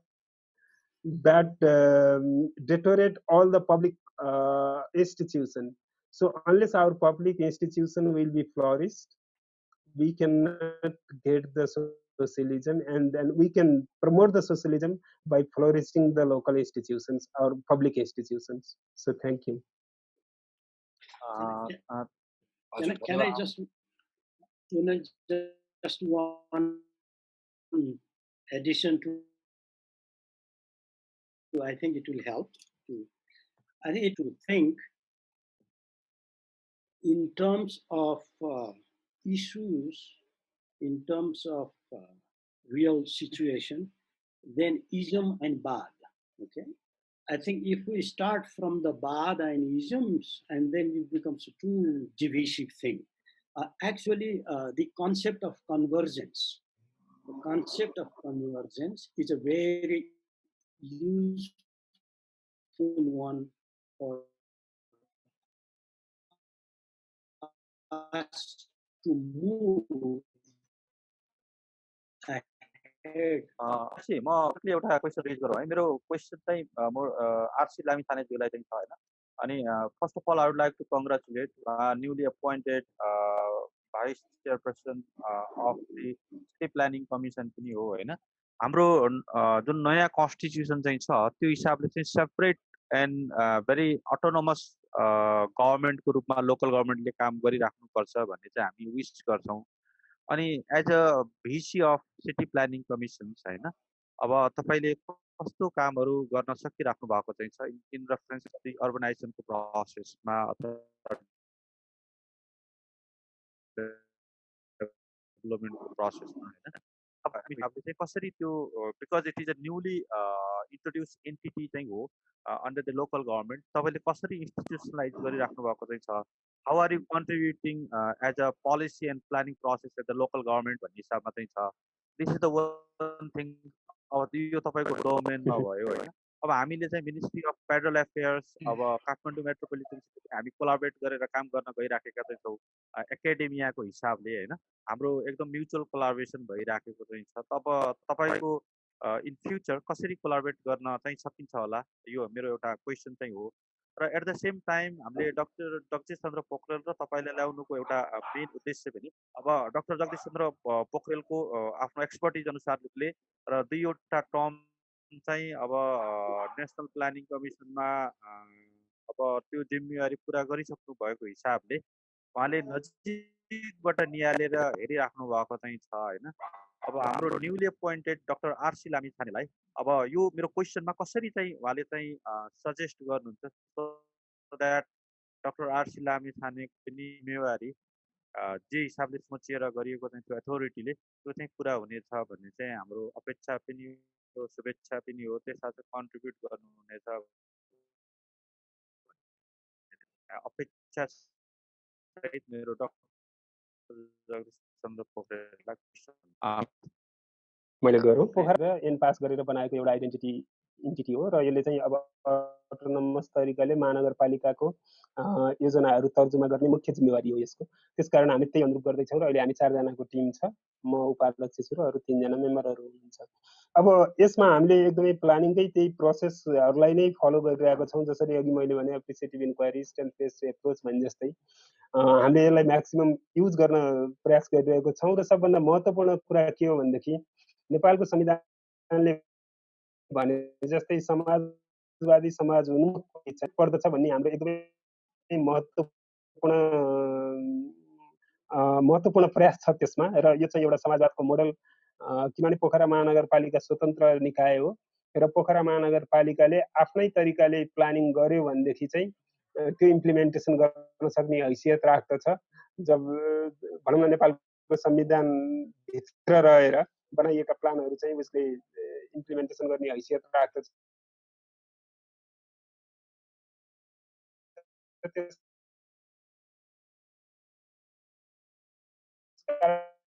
हामीले समाजवाद प्रयासमा capital formation process, संयुक्त प्रयासमा marketing, त्यसपछि यहाँ भनौँ न महानगरभित्र रहेका जातीय महानगरभित्र सामाजिक सांस्कृतिक कल्चरहरूको संरक्षण सहितको विकास, यी सबै कुराहरूलाई हामीले ध्यानमा राखेर एउटा सस्टेनेबल सोसलिस्ट डेभलपमेन्ट मोडल यहाँबाट तयार गर्न अहिले काम सुरु गरिरहेका छौँ र अहिले त्यो प्रक्रियामा हामी छौँ। र मलाई के लाग्छ भनेदेखि यहाँले अपेक्षा गर्नुभएको जस्तै जेको लागि हामीलाई ल्याइएको छ हामी त्यसमा सफल हुन्छौँ जस्तो लागिरहेको छ। उत्साहित नै छौँ। भर्खर आएको 4 महिना भयो, त्यसमा पनि लकडाउन भएर अहिले धेरै नै त्यस्तो के नै भयो त भन्दा यो भयो भनेर भन्न सक्ने स्थिति छैन। कन्सेप्चुअली चाहिँ हामी एकदम क्लियर छौँ।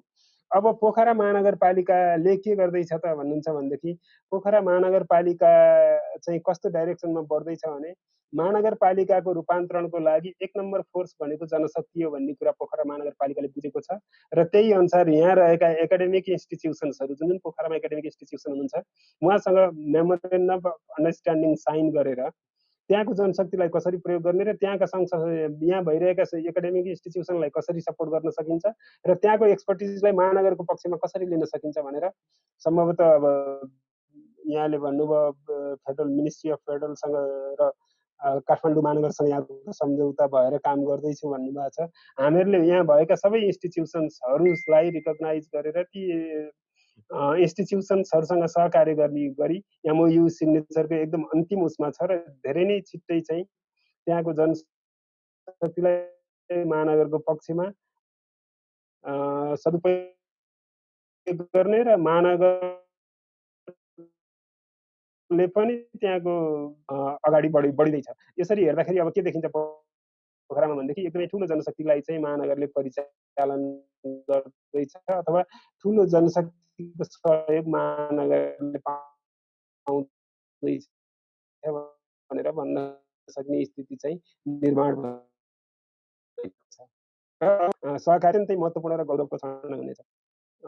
अहिले यति नै भने मैले। Thank you so much. The same question, Dr. Jagdish Chandra Pokhel सरलाई सरले कसरी हजुरले अब यो लोकल प्लानिङ कमिसन चाहिँ छ, सिटी प्लानिङ कमिसन र मेरा केही कन्सर्न्सहरू पनि मैले डाक्टर आरसी लामिछानेलाई पनि सोधेँ। अब सरले पनि त्यसमा अलिकति त्यो लोकल प्रोसेसलाई रेस्पोन्ड गरिदिनु भयो भने हामी सबै बेनिफिट Okay, आरसीलाई भेरी मेरो पनि बधाई र एकदम शुभकामना छ है तपाईँलाई धन्यवाद सर। भेरी इम्पोर्टेन्ट चाहिँ एउटा एजेन्डामा काम गर्दै हुनुहुन्छ। अब 2-3वटा कुरा चाहिँ म आफ्नो अनुभवबाट भन्छु। सिंहदरबारले गरे जस्तो महानगरपालिकाको अफिसमा बसेर पनि त्यही काम नगर्नु होला, ठिक छ? भने के हो भने म यहाँ कन्ट्रोल गर्नलाई मैले भनेको हुनलाई सबैलाई एकै प्रकारको फर्मुला लागू गर्छु हुन्छ भन्ने मान्यताबाट ओभरकम हुनु पर्यो। हाम्रो यो फेडरलिजम डिसेन्ट्रलाइजेसनको होल अप्रोच भनेकै के हो भन्दा वान फर्मुला डज नट फिट अल भन्नेबाट उत्पन्न भएको हो हैन। त्यसपछि जति हामी तल जान्छौँ त्यसबाट हामी प्रोभिन्सबाट तल गइसकेपछि हाम्रो लोकल गभर्नमेन्ट्सहरूको जसरी हामीले ब्रेकडाउन गरेका छौँ त्यसको पछाडिको पनि म खालि त्यसलाई रिट्रेक मात्रै गर्दैछु। त्यो के हो भने यसको सोच भने के हो भने त्यहाँको अनुसार त्यहाँको आवश्यकता त्यहाँको निड त्यहाँका समस्या अनुसार सुहाउँदो किसिमको कुरा गर्न सकियोस् भन्ने त्यो सुहाउँदो शब्द चाहिँ एकदम मजा लाग्छ मलाई हैन। त्यसैले अब पोखरामा गर्दाखेरि त्यो ठुलो भएको हुनाले त्यहाँ पनि एकै प्रकारको सुहाउँदो नहुन सक्छ। त्यसैले एउटा चाहिँ त्यो डाइभर्सिटीको बाटो हेरिदिनुपर्छ जस्तो मलाई लाग्छ। र पोखरा भनेको वास्तवमा अचम्मको प्राइभेट सेक्टरको ग्रोथ भएको ठाउँ हो। त्यो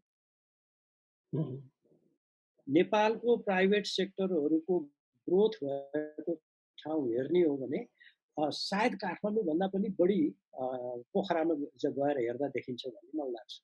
त्यो इन्टरप्राइजेसहरू जुन डेभलप भए एन्टरप्रेन्योरसिप त्यो प्राइभेट हो।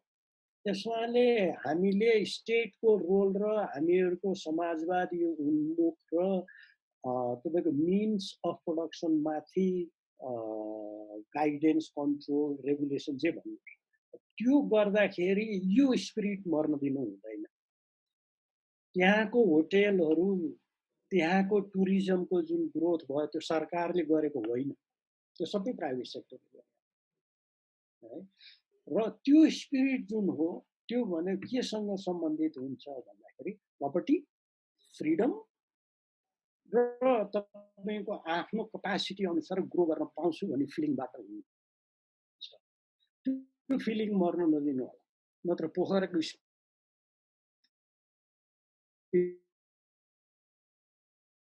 मर्छ।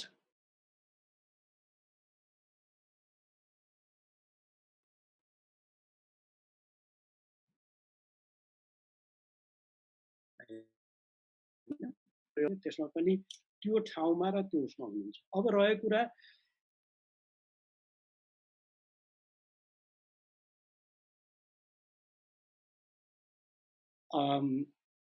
जुन अघि भन्नुभयो उटर गर्नुपर्छ फेरि पनि अपर्च्युनिटी लोकलाइजेसनलाई ब्रोडर सेन्समा लोकलाइजेसन है लोकलाइजेसन त्यहाँभित्र पनि लोकलबाटै सिक्ने प्रयास गर्नुपर्छ है हामीले हैन। एग्रिगेट गरिसकेपछि माथि आएपछि जनरलाइज गर्नुपर्ने एउटा लेभलमा नगरपालिकाभित्र भइ नै हाल्छ। तर त्यो आउने भनेको फेरि पनि तलको त्यो भेरिएसन डाइभर्सिटीलाई किल गर्ने हिसाब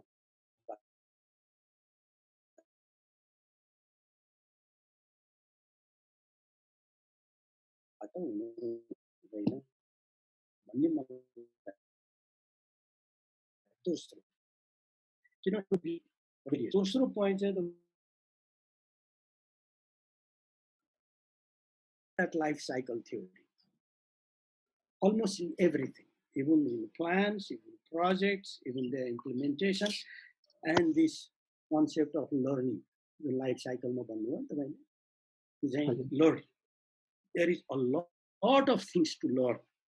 हाम्रो सबभन्दा ठुलो प्रब्लम भनेको यो डेभलपमेन्टको प्र्याक्टिसमा के हो भने हामी गर्दै जान्छौँ सिक्दै, किनभने त्यो लुप नै एकदम कमजोर छ, लर्निङ लुप कमजोर छ। त्यसैले सिन्स यु आर देयर यो लाइफ साइकल तपाईँ मानिलिनुहोस् अहिले तपाईँले बनाएको प्लान जुन 5 इयर्सको हुन्छ त्यहाँ हैन 5 इयर्सपछि त अर्को लिडरसिप आउला, त्यो लिडरसिपले चेन्ज पनि गर्न सक्छ।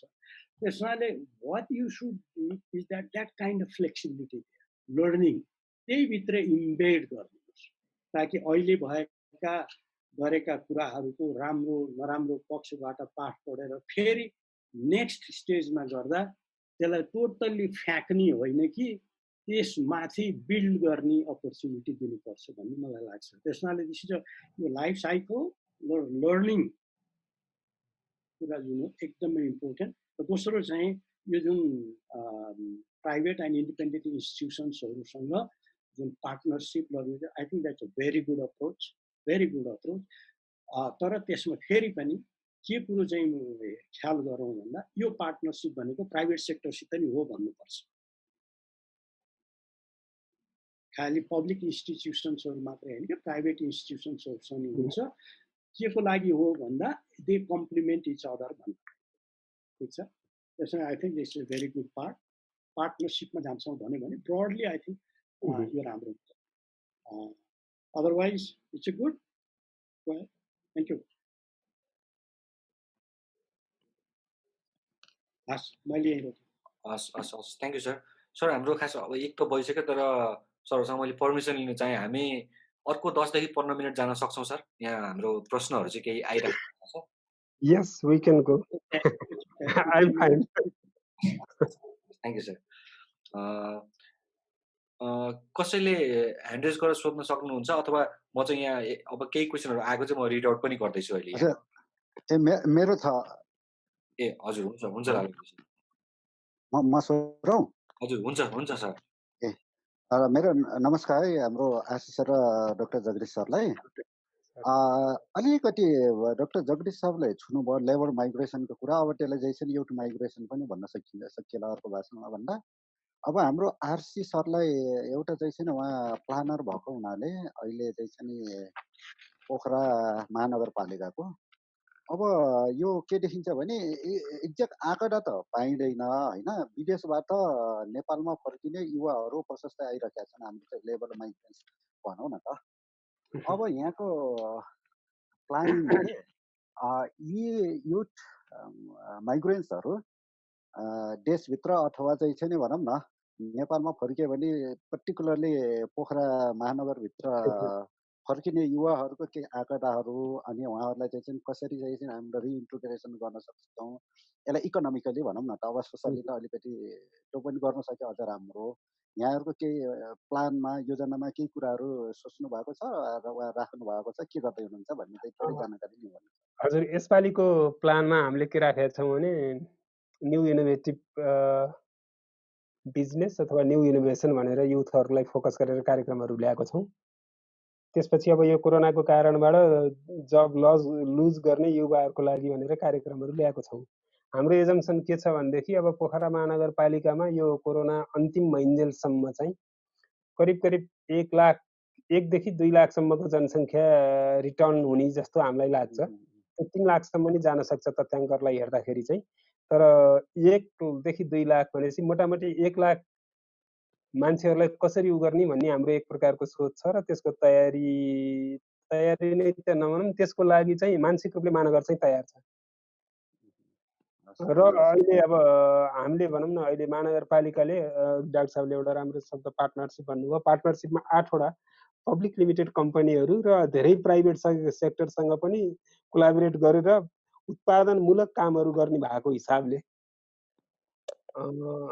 अब कुन स्पिडमा काम गर्न पाइन्छ। अब यस्तै भयो लकडाउन अथवा यस्तै डराइ काम गर्न पर्यो भने त धेरै के गर्न सकिएला। नत्र भने राम्रै सङ्ख्यामा नयाँ जब क्रिएट गर्ने र अलिकति यहाँको इकोनोमीलाई आत्मनिर्भर बनाउनको लागि, जस्तै अब पोखरामा हामीहरूले 2-3वटा अभियानहरू ल्याउन चाहिरहेछौँ।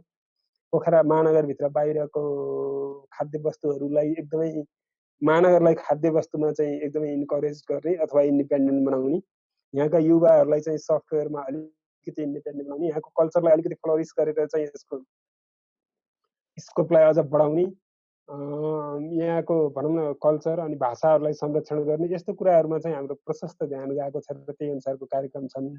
त्यही अन्तर्गत अहिले भनौँ न अब गुरुङ भाषाको व्याकरण, कुमाल भाषाको डिक्सनरीदेखि लिएर साहित्य सबै चिजमा कहाँ हामीले अपर्च्युनिटी क्रिएट गर्न सक्छौँ ती कुराहरूमा प्रशस्त ध्यान गएको छ। अब कति काम गर्न सकिन्छ त्यो चाहिँ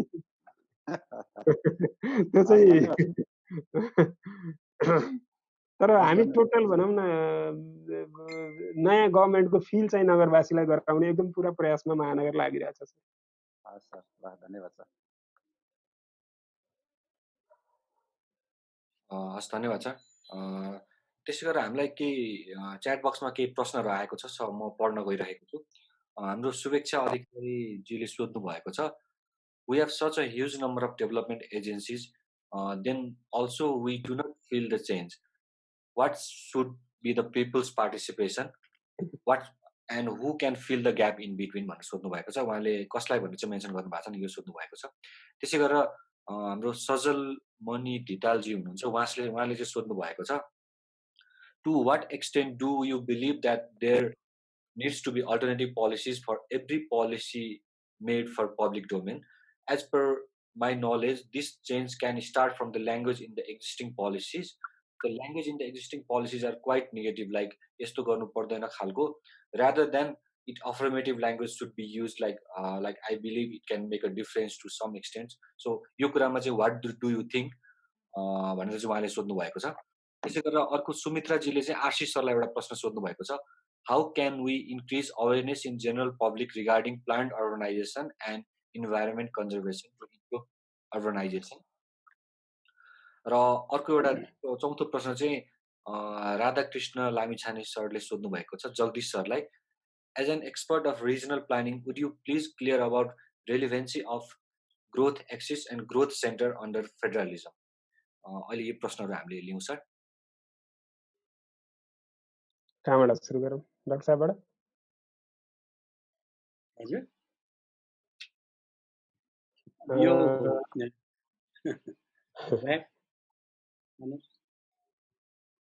हुन्छ सरले सुरु गर्नुभयो भने हुन्छ। म दुईटा मात्रै उसमा पिकअप गर्नु जस्तो लाग्यो मलाई, त्यहाँ धेरै छ। एउटा के हो भने यो पोलिसीमा उहाँले एकदम राम्रो पोइन्ट ल्याउनु भएको छ, यो नेगेटिभबाट किन सुरु गर्नु पर्यो भन्नेमा मलाई पनि एकदमै त्यो फिल भइराखेको कुरा हो। नेगेटिभबाट सुरु गर्नु पर्दैन। एउटा हामीलाई बर्डन कस्तो छ भने हामी यहाँबाट सल्भ गर्न आएका हौँ, प्रब्लम सल्भर हौँ भनेर अनि प्रब्लम देखाएर अनि सल्भ गर्ने त्यो हाम्रो रोल हो जस्तो गर्छौँ, त्यो जरुरी छैन। त्यसलाई चाहिँ हामीले positively this is what can be डनबाट सुरु गर्न सकिन्छ, this is how it can be strengthen, this is how it can be done भन्नेबाट गर्न सकिन्छ। तर त्यो आइडेन्टिफाई गर्ने सन्दर्भमा एनालिसिस विश्लेषणमा चाहिँ हामी अलिकति क्रिटिकल नभइकन फेरि आउँदैन कुराहरू। त्यसैले अब यसमा ब्यालेन्स गर्ने कुराहरू हो। सुरु नै हामीले नेगेटिभबाट गर्नुपर्छ भन्ने छैन, तपाईँको त्यो एउटा मलाई लागेको त्यही हो। अर्को चाहिँ यो एउटा यहाँ यो रिजनल प्लानिङको ग्रोथ एक्सिस र उसको सन्दर्भमा चाहिँ मलाई के लाग्छ भने एकदमै रिलेभेन्ट भएर आएको छ अहिले यो ग्रोथ एक्सिस र ग्रोथ सेन्टर्सहरूको कुरा गर्दाखेरि। खास गरेर हामीले यो 7वटा प्रोभिन्स क्रिएट गरेपछि अब हामीले यो कन्सेप्टलाई अझ प्रयोगमा ल्याउनु पर्ने जस्तो देखिन लागेको छ। किनभने त्यो नहुने हो भने एक त हामीहरूको नेसनल लेभलको त्यो एउटा इन्टिग्रेसन पनि देखिँदैन, अर्कोतिरबाट फेरि हामीले चाहेको त्यो पर्टिकुलर रिजन अथवा प्रोभिन्सको आफ्नो जुन स्पेसिफिटी छ त्यो अनुसारको हामीले प्लान पनि गर्न सक्दैनौँ। त्यसमा एकदमै पर्टिनेन्ट छ। अब त्यहाँभित्र गइसकेपछि अब हाम्रो जुन एक्सिसहरू हो त्यसलाई त हामीले डेभलप गरि नै राखेका छौँ र गर्नुपर्छ। र अर्को ग्रोथ सेन्टर्सहरू हामीले आइडेन्टिफाई गर्नुपर्छ। अघि मैले सुरुमा एउटा कुरा भने जुन चाहिँ सबै अहिले भएका मार्केट सेन्टर्स अथवा म्युनिसिपालिटिजहरू अब आउँदा दिनहरूमा ग्रो गर्छन् भन्ने जरुरी छैन। तिनै ग्रो गर्छन् जो चाहिँ एक प्रकारले कम्पिटिटिभ रूपमा अगाडि आउन सक्छन्। हामीले उनीहरूलाई सस्टेन गराउनु भनेर अनेकका हामीले सब्सिडीहरू गर्नु हुँदैन र त्यो तिनीहरू टिक्दैन। त्यसमाले अब ती सेन्टर्सहरू जो चाहिँ ग्रो गर्छन् तिनीहरूलाई आइडेन्टिफाई गरेर अहिलेदेखि प्लानिङ चाहिँ गर्नुपर्छ। यति नै हो। मैले सुरु गरौँ? हस्, म एकदम डाक्टर साहबको भनाइमा एकदमै एग्री छु। खास गरी पोलिसी डकुमेन्टमा किन नेगेटिभ हुन्छ भन्दाखेरि हाम्रो लिमिटेसन के छ भने हामीले हिजोको प्रब्लम आज पत्ता लगाउँछौँ र त्यो प्रब्लम सल्भ गर्नलाई भोलिलाई एक्टिभिटी डिजाइन गर्छौँ। अनि त्यो सल्भ भयो भने पनि चेन्ज कहिलेको के हुन्छ? त्यसकारण हाम्रो टोटल हाम्रो प्लानिङ मेथोडोलोजीको जुन प्रकारको मेथोडोलोजी छ त्यसले कस्तो ल्याङ्ग्वेज डिमान्ड गर्छ भन्दाखेरि नेगेटिभ नै गर्छ। यस्तो छैन, त्यस्तो छैन, यो छैन, जस्तै गरिबी निवारण भनेर भनिन्छ, समृद्धि निर्माण भनिँदैन, किनभने हाम्रो म्याक्सिमम त क्लाइमेक्स नै कहाँ गयो त भन्दा गरिबी निवारणमा गयो। 4 लाख रुपियाँ ऋण लागेको छ भने 4 लाख रुपियाँ ऋण तिरेपछि हामीले सक्यौँ कि जस्तो टाइपको भयो। त्यसकारण अब यो मान्छेको साइकोलोजीले कसरी काम गर्छ भन्दाखेरि the question you ask determine the answer you get भन्छ। हामी किन गरिब भयौँ भन्ने प्रश्नले हामीलाई गरिब नहुनतिर अभिप्रेरित गर्छ भने हामी कसरी धनी हुन्छौँ भन्ने प्रश्नले हामीलाई धनी हुने क्रियाकलापतिर अभिप्रेरित गर्छ। त्यसकारण हामी धनी हुँदा हाम्रो गरिबी निवारण भइसकेको हुन्छ र हाम्रो लिमिटेसन कहाँनिर छ भन्दाखेरि क्वेसनमा नै हाम्रो लिमिटेसन हो। त्यसकारण यस्तो नगर्ने, के गर्ने त, त्यो गर्दा त नगर्ने कुरा त अटोमेटिक त्यहाँ समेटिन्छ नि त। त्यसकारण अब कन्सियस माइन्ड र सबकन्सियस माइन्डले कसरी काम गर्छ भन्नुहुन्छ भने कन्सियस माइन्डले देखेको कुरा बताउँछ, यसलाई रियालिटी के हो फेक के हो थाहा हुन्छ। सबकन्सियस माइन्डलाई चाहिँ रियालिटी के हो, सबकन्सियस माइन्डलाई चाहिँ ड्रामा अथवा जे सुन्छ त्यो नै उसको लागि रियालिटी हुन्छ। त्यसकारण हामीले गरिबी निवारण गर्नु छ भन्ने कुरा हामीले पोलिसी डकुमेन्टमा लेख्दाखेरि देशैभरि मान्छेको माइन्डमा एक प्रकारको पिक्चर के बन्छ भने गरिब नहुनु मात्रै बन्ने पिक्चर बन्छ। हामी समृद्ध हुनु छ भनेर लेख्न सकेको भए सबैको माइन्डमा के बन्थ्यो भनेदेखि हामी धनी हुनु छ भन्ने हुन्थ्यो र रियालिटिजहरू धनी बन्नतिर जान्थे। त्यसकारण एकदमै खास गरी न्युरोप्लास्टिसिटी पछि 1990 पछि पोलिसी साइन्समा साइकोलोजीमा धेरै कुराहरू चाहिँ नयाँ कुराहरू डेभलप भएका छन्, जसले गर्दाखेरि चाहिँ मान्छेले कसरी उसको आदतहरू निर्माण हुन्छ भन्ने कुरामा शब्दको ठुलो रोल हुन्छ।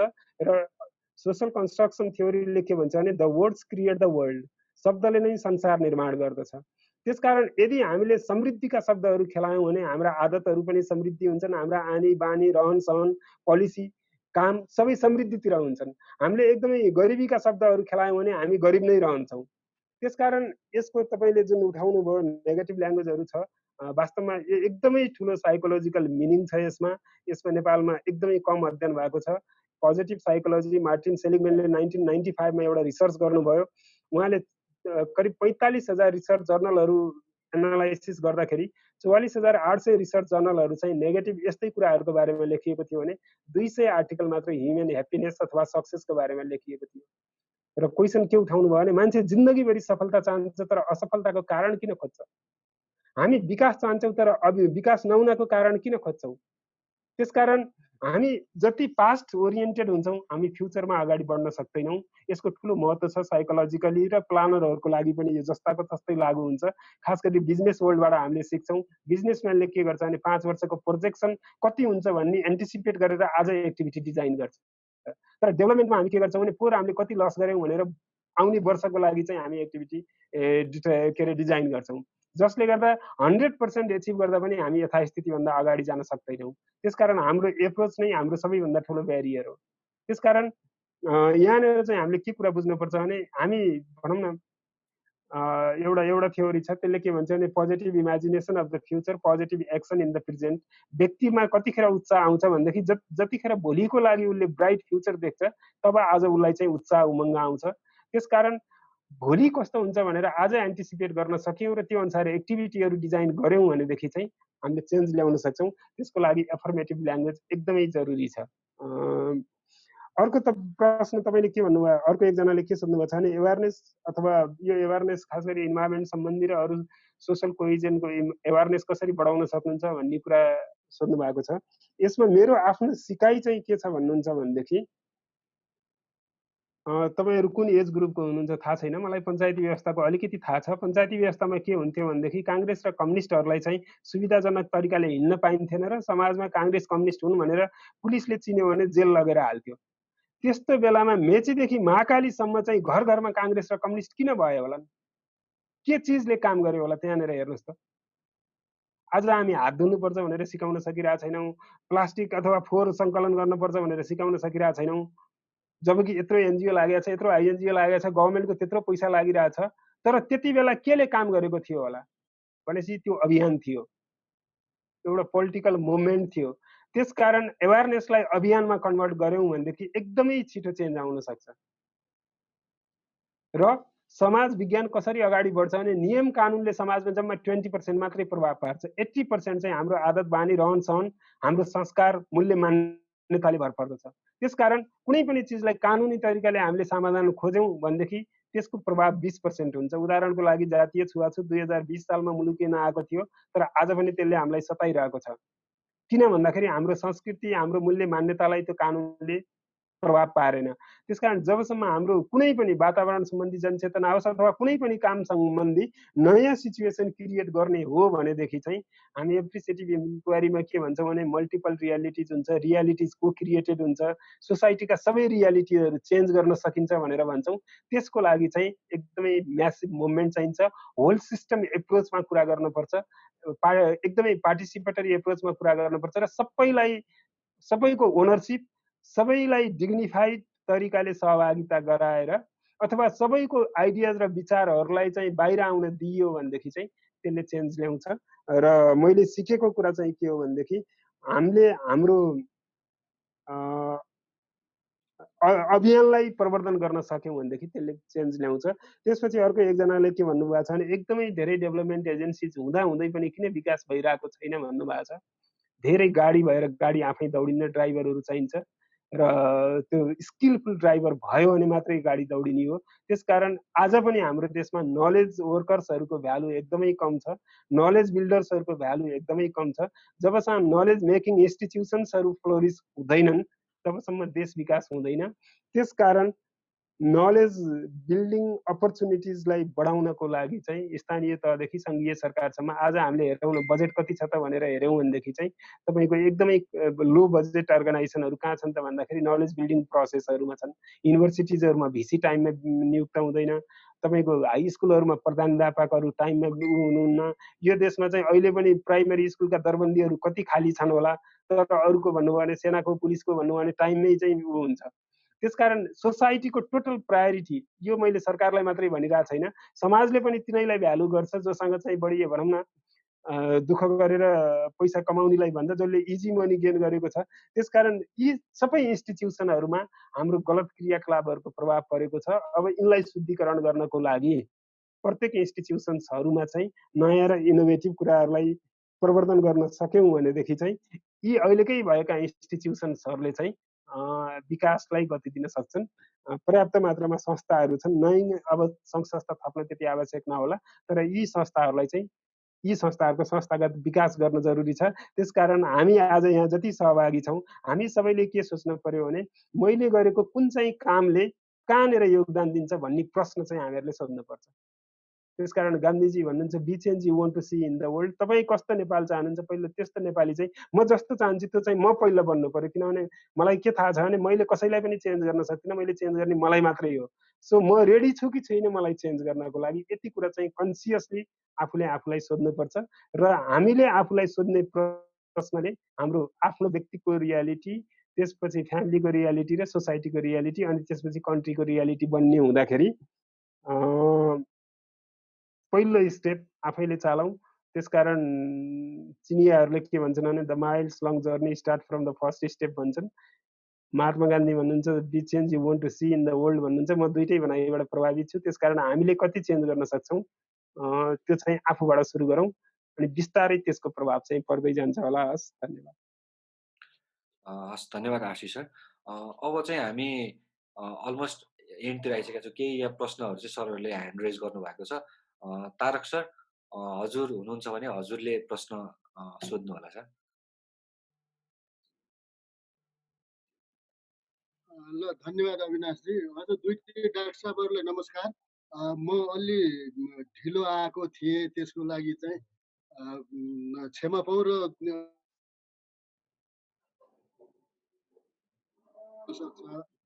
यदि त्यो सम्बोधन भइसकेको छ भने त्यसलाई चाहिँ सम्बोधन गर्नु पर्दैन।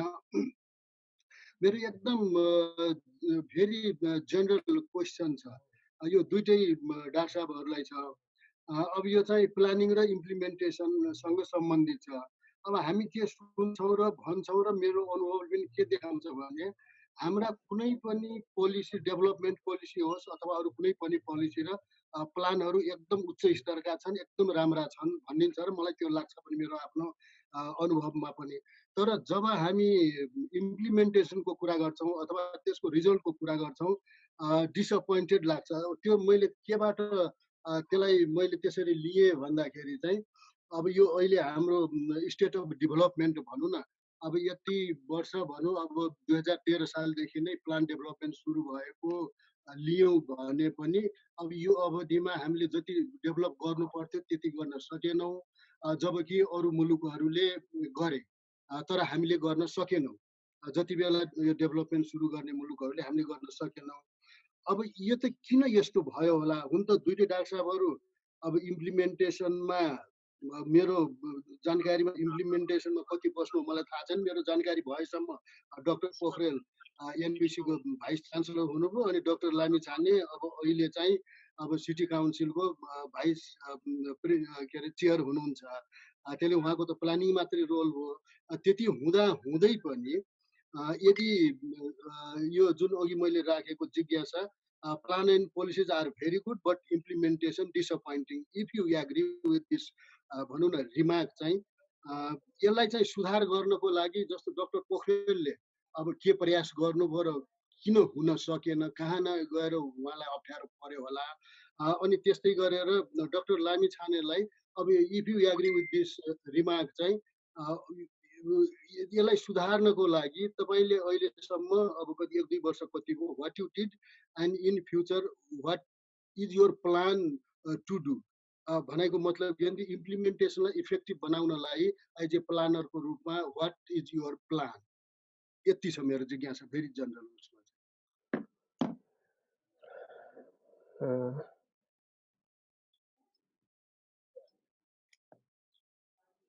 ओके ल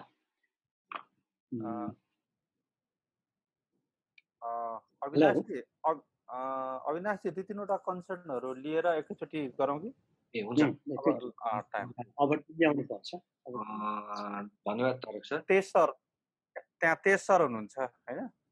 होइन तेज सर हुनुहुन्न, हाम्रो एकजना सूर्य प्रसाद सर हुनुहुन्छ। सूर्य प्रसाद सर हजुर त्यहाँ हुनुहुन्छ भने हजुरले प्लिज क्वेसन सोध्न सक्नुहुन्छ।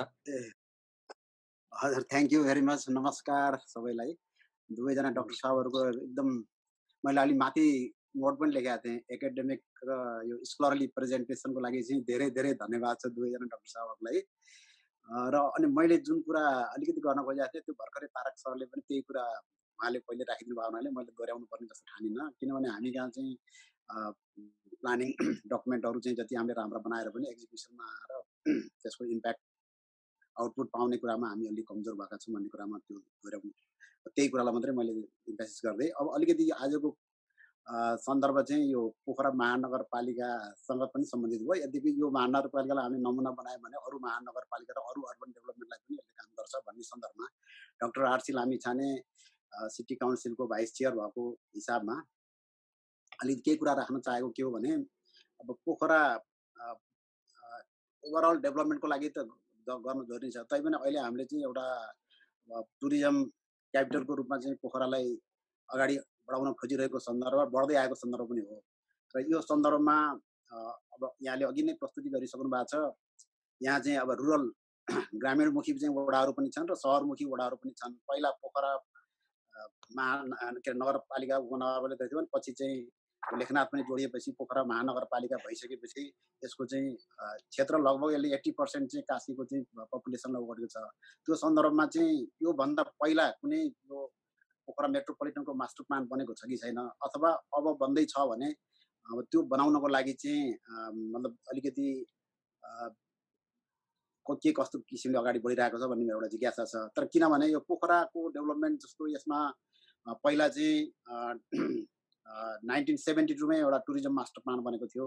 त्यसको एक्जिक्युसनको लागि 10 वर्ष टाइम थियो तर हुन सकेन। त्यसपछि पनि फेरि अरू धेरै एक्टिभिटीहरू यहाँ आए र त्यति बेला गरिदिएका क्रियाकलापहरूले फेरि फाइदा चाहिँ धेरै गरेको छ यहाँ। जस्तो चाहिँ हाम्रो पद्मबहादुर छेत्री भन्ने जुन पहिलाको अर्बन प्लानर हुनुहुन्थ्यो पोखराको लागि 1975 2031 सालमै उहाँले चाहिँ बनाउनु भयो र त्यस्तै विदेशी सङ्घ संस्थाहरूले पनि सपोर्ट गरे मास्टर प्लानको लागि। र त्यसले गर्दाखेरि केही स्वरूपहरू केही राम्रा त्यतिखेर बनाएका प्लानहरू अहिले एक्जिक्युसन गर्दाखेरि पनि पोखरालाई सौन्दर्यीकरण गर्नेमा अथवा पोखरालाई अर्बनाइजेसन गर्ने कुरामा धेरै राम्रा एक्टिभिटीहरू पनि यहाँ छन्। तर अझै पनि ती त्यतिखेर देखाइएका गाइडलाइन्सहरू र त्यतिखेर बनाएको प्लानहरू एक्जिक्युसन चाहिँ फुल रूपमा नभएको कारणले गर्दाखेरि र अब यहाँ चाहिँ विभिन्न किसिमका चाहिँ कमजोरीहरू हुँदाखेरि त्यसले अझै मूर्त रूप पाएको छैन। त्यो सन्दर्भ यो सबैलाई समेटेर र अहिले जुन महानगरको स्वरूप छ त्यसलाई आधार बनाएर चाहिँ हामीले चाहिँ कसरी अगाडि बढ्नुपर्छ भन्नेमा यहाँहरूले कसरी अगाडि बढिराख्नु भएको छ भन्ने एउटा मेरो प्रसङ्ग हो। किनभने अब अघि हाम्रो लालबहादुर ज्यूले पनि ल्याउनु भएको थियो यो जुन रिटर्निङ माइग्रेन्ट्सहरूलाई कसरी म्यानेज गर्ने भन्ने कुरा एकातिर छ। किनभने त्यो पनि यो देशव्यापी नै प्रश्न हो। अहिले हामी कहाँ चाहिँ अब विभिन्न अनुमानहरू छन्, 10 लाख 15 लाख 20 लाख कति मानिसहरू फर्किन्छन् भन्ने अनुमानहरू छ। र त्यस्तै अब तिनीहरूलाई चाहिँ म्यानेज गर्नको लागि पनि हाम्रो चाहिँ जुन प्लान वास्तवमा एकदम प्र्याक्टिकल इम्पेरिकल प्लानहरू बनेर त्यसलाई एक्जिक्युसन गर्न सक्यो भने मात्रै हो। र अब मुख्य कुरा के भने हामीले सबै कुरा बनाउँछौँ तर खास गरी पोलिसी मेकरहरूको पनि कहीँ न कहीँ एउटा लुप होल राखिदिएर चाहिँ त्यो पोलिसी नै गडबड भएको अथवा प्लान पनि त्यो भएको एक्टहरूमा चाहिँ पोलिसीमा जुन गाइडलाइन्सहरू थियो त्यसलाई चाहिँ इम्प्लिमेन्ट गर्ने कुरामा जुन किसिमको चाहिँ एक्टहरू भन्छ एक्टमा एउटा नेगेटिभ लुप होल्सहरू कहीँ कहीँबाट छिराइन्छ। त्यसले गर्दाखेरि त्यो होल एक्टको चाहिँ नै दुर्नाम हुन्छ। त्यस्ता कुराहरू पनि धेरै देखिन्छ। त्यसले गर्दाखेरि हाम्रो चाहिँ यो अहिले अब निर्वाचित जुन अघि आइसकेका छ त्यत्रो हाम्रो चाहिँ 36,000 भन्दा बढी निर्वाचित पदाधिकारी हुनुहुन्छ नेपालभरि र उनीहरूलाई चाहिँ कसरी अवेर गराउने पोलिसी मेकिङमा डिसिजन मेकिङमा र चाहिँ एक्जिक्युसन इम्प्लिमेन्टिङसँग त्यो कुरालाई चाहिँ कसरी जाने। अघि त्यही तारक सरकै कुरालाई म फोकस गर्छु कि मुख्य कुरा इम्प्लिमेन्टेसनमा कसरी चाहिँ ट्रान्सप्यारेन्सी र चाहिँ अनेस्टी कसरी डेभलप गर्ने भन्ने कुरा पनि हाम्रा प्लानहरूमा हाम्रा डकुमेन्टहरूमा आउनु पर्यो र त्यो किसिमको चाहिँ एक्टिभिटीहरू सञ्चालन गरेर चाहिँ हामीले एउटा आवधिक समयभित्र चाहिँ आउटपुट पाउने किसिमको व्यवस्था गर्न के अबको दिनमा के गर्नु पर्ला। किनभने हामीले हाम्रा चाहिँ डकुमेन्टहरू राम्रो हुँदा पनि हामीले आउटपुट नपाएको सन्दर्भमा इम्प्याक्ट नपाएको सन्दर्भमा के गर्नु पर्ला भन्ने बारेमा पनि सोचौँ कि भन्ने मेरो एउटा जिज्ञासा मात्रै हो। धन्यवाद। धन्यवाद सर। हजुर एउटा हामी लास्ट अब हाम्रो कृति कुसुम जोशी सर हुनुहुन्छ, उहाँले एउटा आफ्नो केही राख्नुहुन्छ, त्यसपछि हामी यो 3टा क्वेसनलाई एकैपटक लिन्छौँ र त्यसपछि चाहिँ हामी क्लोज गर्छौँ सर। कृति सर। हजुर क्वेसन नै राखिदिनु भयो हुन्थ्यो। नमस्कार है, म चाहिँ अहिले काठमाडौँ महानगरपालिका सिटी प्लानिङ कमिसनमा छु र एकदमै इन्ट्रेस्टिङ डिस्कसनबाट यसमा चाहिँ अब कस्तो हुन्छ भनेदेखि अहिले जगदीश सरले भन्नुभयो सिंहदरबारबाट अब पावर डिसेन्ट्रलाइज भएर अहिले स्थानीय तहमा आएको छ। सिंहदरबारले बनाउने नियमहरूले जनतालाई एउटा जनरल अम्ब्रेला भनौँ न अम्ब्रेला प्रोभाइड गर्छ, तर जनताको आवश्यकताहरू घरको आवश्यकताहरूलाई सम्बोधन गर्न नसकिरहेको हुन्छ होइन। एक हिसाबले भन्ने हो भने सिंहदरबारले चाहिँ अब भनौँ न रेडिमेड लुगा प्रोभाइड गर्छ भने नगरपालिकाले एउटा शरीरको नाप अनुसारको लुगाहरू बनाउनु पर्ने अवस्था आइरहेको छ। र नगरपालिकामा अहिले ठुलो समस्या भनेको चाहिँ के हुन्छ भनेदेखि यो 20औं वर्षदेखि थुप्रेर रहेको समस्याहरूको जनताले एकदमै छिटो यसको समाधान खोजेको अवस्था छ। र यहाँनिर मैले समस्या के देख्छु भने हाम्रो सोचमा देख्छु कि त्यो पोलिसी मेकरको सोचमा होस् अथवा जनताको लेभलमा गएर सोच होस्, हाम्रो सोच अलिकति सङ्कीर्ण र नेगेटिभ धेरै छ। हामीहरू समस्याको बारेमा धेरै कुरा गर्छौँ, समाधानमुखी अलिकति छैन। फेसबुकमा कमेन्ट गर्छौँ तर त्यतिमा हाम्रो चाहिँ भनौँ न अब एक हिसाबले दायित्वबाट मुक्त भए जस्तो गर्छौँ, तर समस्याको समाधान कसरी निकाल्न सक्छौँ, ठ्याक्क पर्फेक्ट सोल्युसन हामीलाई चाहिँदैन, तर समस्याको समाधान चाहिँ कसरी गर्ने भन्ने विषयमा हामीले अलिकति कम चाहिँ एक्सर्साइज गर्छौँ। अनि मिडियाले पनि त्यो नेगेटिभ न्युजहरू नै दिएको हुन्छ। मैले त पत्रिका पढ्नै छोड्दै, किनभने तपाईँको पहिलो पेजमा हेर्नुहुन्छ भने 90% न्युज चाहिँ नेगेटिभ नै हुन्छ। यदि समाचारको भित्रपट्टि चाहिँ तपाईँको पोजिटिभ कुरा लेखेको छ भने पनि तपाईँको हेडलाइन चाहिँ नेगेटिभ नै बनाउँछ, बाइलाइन चाहिँ नेगेटिभ हाल्नै पर्ने हुन्छ। त्यो किन त्यस्तो बाध्यता हो म बुझ्दिनँ। मेरा केही पत्रकार साथीहरू पनि छन्, सोध्छु म हामीले राम्रै काम गरिरहेको छ, तपाईँले किन यसरी छाप्नु नेगेटिभ नराखिकन त पढ्दैनन् नि, रिडरसिपको लागि पनि त पढ्नु पर्यो। के मान्छेले पोजिटिभ कुरा पढ्नै छोड्या हो नि त। एउटा सानो उदाहरण दिन्छु म। यो राष्ट्रपति चिनिया राष्ट्रपति काठमाडौँ नेपाल आउँदाखेरि चाहिँ हामीले सहरी योजना आयोगले यो तिनकुनेको पार्कलाई ब्युटिफिकेसन गरेको थियो। खासमा भन्यो भने यो चाहिँ स्यालकरोन र कुखुरा हरण जस्तै हो। हामीले ठ्याक्क राष्ट्रपतिको भ्रमण पारेर गर्न खोजेका थिएनौँ। हाम्रो प्लानिङ र राष्ट्रपतिको भ्रमण चाहिँ एकै समयमा परेको हो। तर जनताले त्यसलाई पत्रपत्रिकाले त्यो लेभलमा बुझेन, हतारमा गर्यो भन्ने। र यो ब्युटिफिकेसन गरिसकेपछि हामीले कमेन्टहरू हेऱ्यौँ कि खासमा भन्ने भने हामीले सिटी योजना आयोग सिटी प्लानिङ कमिसनको हामी सदस्यहरू र उपाध्यक्ष हामी सदस्यहरू 4 जना छौँ र हाम्रो केही साथीहरूलाई लिएर हामीले त्यहाँ हाम्रै आफैले नो क्यामेरा न न्युज हामी आफैले त्यहाँको प्लास्टिक टिप्दै हिँडेका थियौँ। त्यो वरिपरि चाहिँ हामी आफैले गरेका थियौँ, त्यसमा हामीले प्रचार प्रसार केही पनि गरेनौँ। अनि पछि हामीले कमेन्टहरू हेऱ्यौँ गर्दाखेरि यो टिक्छ र यो धान यो के भन्छ यो रोपेको बिरुवाहरू टिक्छ र यो 2 दिनमा पनि टिक्दैन भन्ने खालको कमेन्टहरू नै आयो। मतलब जनताको सम्पत्ति जोगाउने काम त जनताको आफ्नै पनि हो भन्ने खालको भावना चाहिँ देखिएन, तत्त्व विस्तारित देखिन्छ। किनभने हामीले नेगेटिभबाट पोजिटिभमा जानको त्यो लामो यात्रा चाहिँ गर्न बाँकी नै छ। र म चाहिँ के भन्छु भनेदेखि हामीले केएमसीमा के गरिरहेका छौँ, केही राम्रो काम गरिरहेका छौँ, केही चाहिँ गर्न सकिरहेका छैनौँ। मिडियामा अलिकति कम्युनिकेसन ग्यापहरू छ। कम्युनिकेसन ग्याप हुने बित्तिकै चाहिँ त्यसलाई मिसइन्फर्मेसनले त्यो ठाउँ भर्दो रहेछ कि र मिसअन्डरस्ट्यान्डिङ पनि हुने देखिन्छ। त्यो भएको हुनाले यो लोकल लेभलमा काम गरेपछि चाहिँ जनतासँग निरन्तर संवाद चाहिँ गरिरहनुपर्छ। ढोका चाहिँ खुल्लै राख्नुपर्छ। हाम्रो ढोका चाहिँ खुल्लै छ। हामी युथहरूसँग इन्टरेक्ट गर्छौँ, हामीहरू चाहिँ विभिन्न समूहहरूसँग इन्टरेक्ट गर्छौँ। कहिलेकाहीँ हामीलाई भेट्नलाई आउनलाई उहाँलाई एपोइन्टमेन्ट पनि चाहिँदैन। कहिलेकाहीँ कोभिड नहुँदाखेरि चाहिँ उहाँ खुरखुर आएर चाहिँ हामीले भेट्न सक्नुहुन्छ, आफ्नो आइडियाहरू सेयर गर्न सक्नुहुन्छ। त्यस किसिमको ओपन डोर पोलिसी चाहिँ सायद सिंहदरबारमा नहोला, तर हाम्रो लोकल लेभलमा चाहिँ हुनुपर्छ जस्तो लाग्छ। र म सबैलाई के चाहिँ एउटा अनुरोध गर्छु भने सकारात्मक सोच राखौँ, सोल्युसन पनि खोजौँ। प्रब्लम मात्रै खेलाएर चाहिँ नबसौँ, सोल्युसन पनि खोजौँ। पर्फेक्ट हुनु पर्दैन, इम्पर्फेक्ट सोल्युसन पनि होस्, केही छैन, तर त्यसरी हामी अगाडि बढौँ भनेर यो local development, urbanisation, urban development, विकासको कामहरू भनेको चाहिँ पोलिसी मेकरको मात्रै होइन, तपाईँ हाम्रो सबैको सरोकारको विषय भएको हुनाले हामी सबैजना यसमा स्टेक होल्डर चाहिँ हौँ भन्ने चाहिँ त्यति सोच चाहिँ राखौँ भन्ने अनुरोध गर्छु।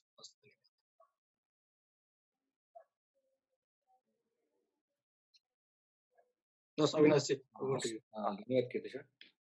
सो अघिको हाम्रो प्रश्नहरू आएको सरहरूले, जगदीश सर, आशिष सरले आन्सर गरिदिनु भएपछि त्यसपछि हामी क्लोजिङतिर जान्छौँ सर। एकदम छोटकरीमा म एकदम छोटोमा म कुरा गरौँ। तारक जुन कुरो राख्नुभयो, अब सायद यो कन्टिन्युसली चलिराखेको यो डिस्कोर्स भएको हुनाले यही कुरो भनिन्छ, किन यस्तो भइरहेको छ भनेर। अब त्यहाँनिर हामीले एकदमै एउटा ब्ल्याङ्क स्टेटमेन्ट मात्रै दिन चाहिँ हुँदैन भन्ने मलाई लाग्छ है। हामीले गरेको सबै कुरा फेल पनि भएको छैन, सबै कुरा इम्प्लिमेन्ट नभएको नि होइन, सबै कुरा इम्प्लिमेन्ट भएको पनि होइन होइन। टार्गेटहरू सबै अचिभ भएका नि होइन, केही हुँदै नभएको पनि होइन। भनेपछि एउटा चिज जुन अघि सुरुदेखि भने मैले, जुन प्लानिङ कमिसन अथवा अहिले जुन पोलिसी इन्स्टिट्युट बनाएको छ, यिनीहरूको काम के हुनुपर्छ भन्दा क्वेसन सोध्ने, के कारणले के कुरो कार्यान्वयन भयो र किन भएन, र त्यसलाई फिड इन गर्ने मेकानिजम हाम्रो अझै पनि कमजोर छ। त्यसैले त्यो लुप जुन हो, इम्प्लिमेन्टेसन भएपछि पनि त्यसबाट सिक्ने, यो अघि नलेज बिल्डिङको कुरा भयो नि, भएन मात्रै होइन कि किन भएन, के कारणले भएन र यसलाई कसरी ओभरकम गर्न सकिन्छ भन्ने इभन एकाडेमियामा र साथसाथै पोलिसी मेकर्सहरूलाई त्यो कुरो अत्यन्तै महत्त्वपूर्ण छ भन्ने मलाई लाग्छ। यो लर्निङ पार्ट हो, हाम्रो कमजोर छ। अर्को एउटा पाटो जुन चाहिँ एकदमै कमजोर भएको, जसलाई स्ट्रेन्थेन गर्ने प्रयास हुँदाहुँदै पनि हामीहरूको ओभरअल सिस्टमले गर्दा त्यो दिएको छैन जस्तो मलाई लाग्छ। त्यो के हो भने प्लानर र म्यानेजरको बिचमा ग्याप छ है। प्लानर म्यानेजमेन्टको प्रब्लम नजान्ने अथवा त्यो प्रति अवेर नहुने, म्यानेजर चाहिँ प्लानरले बनाएको कुराप्रति त्यति सेन्सिटिभ नभइदिने होइन। यो विभिन्न कारणले हुन्छ। के भन्दा हामीले प्लानिङ गर्दाखेरि के छ त अहिले गभर्मेन्टको क्यापासिटी, त्यो पर्टिकुलर डिपार्टमेन्टको क्यापासिटी के हो, त्यसलाई हामीले यति बजेट छुट्याउँदा अथवा यो पर्टिकुलर काम दिँदाखेरि उसले वर्षभरिमा सिद्ध्याउन सक्ने उसको क्यापासिटी छ कि छैन भनेर हामीले एनालिसिस गरेका छैन। हामीले के अस्युम गरेका हुन्छौँ भन्दा त्यो सक्छ, यसले गर्नुपर्छ भनेर राखेका हुन्छ। परिणाम के हुन्छ भने उसले सक्दैन। उदाहरणको लागि सडक विभागको म उदाहरण दिन्छु। 13 अरब जति वरिपरि थियो मैले छोड्दाखेरि, को बजेटबाट अहिले करिब 1.25 खरब रुपियाँको बजेट म्यानेज गरिराखेको छ। त्यसको क्यापासिटी भन्यो भने वास्तवमा केही पनि इन्क्रिज भएको छ। द सेम यस्तो डिफ्रेन्ट हामीहरूको मेकानिजममा छ। भने के हो भने म्यानेजमेन्ट अथवा मैले म्यानेजमेन्ट किन भने त्यो एक्जिक्युटिभ पार्टलाई मैले म्यानेजमेन्ट भने इम्प्लिमेन्टेसनको त्यसको क्यापासिटी बारेमा हामी चाहिँ सेन्सिटिभ भयो। मलाई लाग्छ सबभन्दा हामीले अहिले सिस्टमभित्र चेन्ज गर्नुपर्ने चेन्ज भनेको क्वेसन गर्नुपर्ने क्यापासिटी पाटोमा छ। त्यो बिना प्लानिङ गरेर कन्टिन्युअसली जाँदाखेरि यस्ता प्रब्लमहरू आउँछन्। र लास्टमा के हो भने प्लानकै हामीले यही 65 वर्षकै गर्दाखेरि पनि कतिपय कुराहरूमा त प्लानिङका टार्गेट र वर्क अचिभ भएको छ नि, कतिमा भएको छैन। अब खालि यो लर्निङको कुरा हो। त्यसमाले प्रोफेसर्सहरू एकाडेमियामा बस्ने इभन प्रोफेसनल्सहरू सके पोलिटिसियनहरू पनि यदि बायस छैनन् भने उनीहरूले फ्याक्ट चाहिँ बोल्नुपर्छ है। एकदमै ब्ल्याङ्क स्टेटमेन्ट दिएर चाहिँ पुग्दैन है। त्यसमा चाहिँ अझै भित्र पसेर भन्नुपर्छ किन यो कुरामा हुन सकेन भनेर। पर्टिकुलर पोभर्टीमा त भएकै भनेका छौँ हामीले होइन, तर अन द अदर ह्यान्ड हामीले चाहिँ इकोनोमिक पार्टमा यो ग्रोथ रेट किन भएन भने वाइ भनेर अनि इन्ट्रेस्टिङ कुराहरू त्यसपछि आउँछन् जस्तो मलाई लाग्छ। म त्यसैमा राखेँ। अब लास्टमा मेरो एउटा सानो पोइन्ट, यो जुन फेरि पनि स्टेट प्रतिको सिटिजनको confidence building not building, citizen र स्टेट बिचको रिलेसन खास गरेर जब लोकल लेभलमा गइसकेपछि त्यो साह्रै सेन्सिटिभ बर्डनसम छ। त्यसको लागि हाम्रा प्रोफेसनल्सहरू ट्रेन्ड छैन। हाम्रा स्कुल्सहरू खास गरेर टेक्निकल स्कुल्सहरूमा हाम्रो चाहिँ ह्युम्यानिटिज सोसल साइन्सप्रतिको ओरिएन्टेसन नै छैन। बस एउटा इन्जिनियरको रूपमा बिहेभ गरिराखेका हुन्छ, उसले चाहिँ सोसल इस्युजमा उसले अलिकति ओरिएन्टेड सेन्सिटिभिटी कम देखिन्छ। केहीले अलग्गै ट्रेनिङ पाएर गरे होला, otherwise on the job training जस्तो हुनु पुग्छ। भनेपछि यो सिटिजनसँग डिल गर्ने पाटो, पिपुलसँग डिल गर्ने पाटो खास गरेर पोजिसनमा गइसकेपछि टेक्निकल साइडबाट हेर्दाखेरि उसले गर्ने क्यापासिटी त्यतातिर पनि डेभलप गरिदिनुपर्छ भन्ने मलाई लाग्छ। यो मैले केलाई अलिकति रेस्पोन्ड गरेँ। हस्, थ्याङ्क यू। हस्, मैले अब छोटोमा है आरसी सर। हजुर, मैले एकदम धेरै भन्नु केही पनि छैन। एकदमै सरले सबै कुरा भनिदिनु भएको छ। मैले भन्नुपर्ने कुराहरू पनि त्योभन्दा पनि तरक सरले सुरेश सरले आफैले कुराहरू राख्नु भएको छ। अब यो प्लानिङ किन इम्प्लिमेन्टेसन हुँदैन भन्दाखेरि चाहिँ यो सरकारलाई मात्रै हामीहरूले दोष दिन मिल्दैन। हामी नागरिकहरूले अथवा हामी विभिन्न सेक्टरमा काम गर्ने मान्छेहरूले आफ्नो स्टेक खोज्न एकदमै जरुरी छ। त्यसकारण सिभिल मुभमेन्ट नपुगेको भन्ने मलाई लाग्छ। र सुरेश सरले टुरिज्मको पोखरा टुरिज्मको कुरा गर्नुभयो। अहिले पोखरा महानगरपालिका चाहिँ पोखरालाई चाहिँ भनिए अनुसार नै टुरिज्म हब र टुरिज्म क्यापिटल बनाउनको लागि काम गर्दैछ। र अहिले भनौँ न अहिलेसम्म पोखरामा 6वटा जति टुरिज्म प्रडक्टमा बिजनेस भइरहेछ भने त्यसलाई बढाएर हामीले 12-13वटामा पुर्याउन चाहिरहेको छौँ। र यसलाई चाहिँ विभिन्न भनौँ न एडुकेसनल टुरिज्मदेखि लिएर अरूको पनि कहाँ के गर्न सकिन्छ त्यो एक्सप्लोर भइरहेको छ। त्यसकारण अब हिजो हामीले के सोच्यौँ भन्ने कुराले भोलिलाई कति डाइरेक्ट गर्न सक्छ त्यसमा क्वेसन हुनसक्छ। त्यसकारण अबको 10 वर्ष कस्तो हुन्छ समाज र पोखरा कस्तो हुनुपर्छ भन्ने कुरा एकदमै महत्त्वपूर्ण छ। र पोखराको उपस्थिति नेसनली इन्टरनेसनली अहिले निकै कमजोर छ। किनभने तपाईँ काठमाडौँमा बसेर हप्ताभरिमा टेलिभिजनको चाहिँ रिमोट चेन्ज गर्दै हेर्नु सबै च्यानल हार्डली आधी घन्टाको पोखराको बारेमा इस्युज पाउनुहुन्छ। पोखरामा आएर सर्वे गर्नुभयो भने यहाँको एकाडेमिक इन्स्टिट्युसनहरूमा नेपाल बाहेक हार्डली भनौँ न 100 जना पनि विद्यार्थी विदेशबाट आएर पढेका छन्। यस्तो नाजुक अवस्थामा चाहिँ टुरिज्म माथि जाँदैन। त्यसकारण यहाँको टुरिज्म माथि जानको लागि मैले एउटा इक्जाम्पल दिने गरेको छु।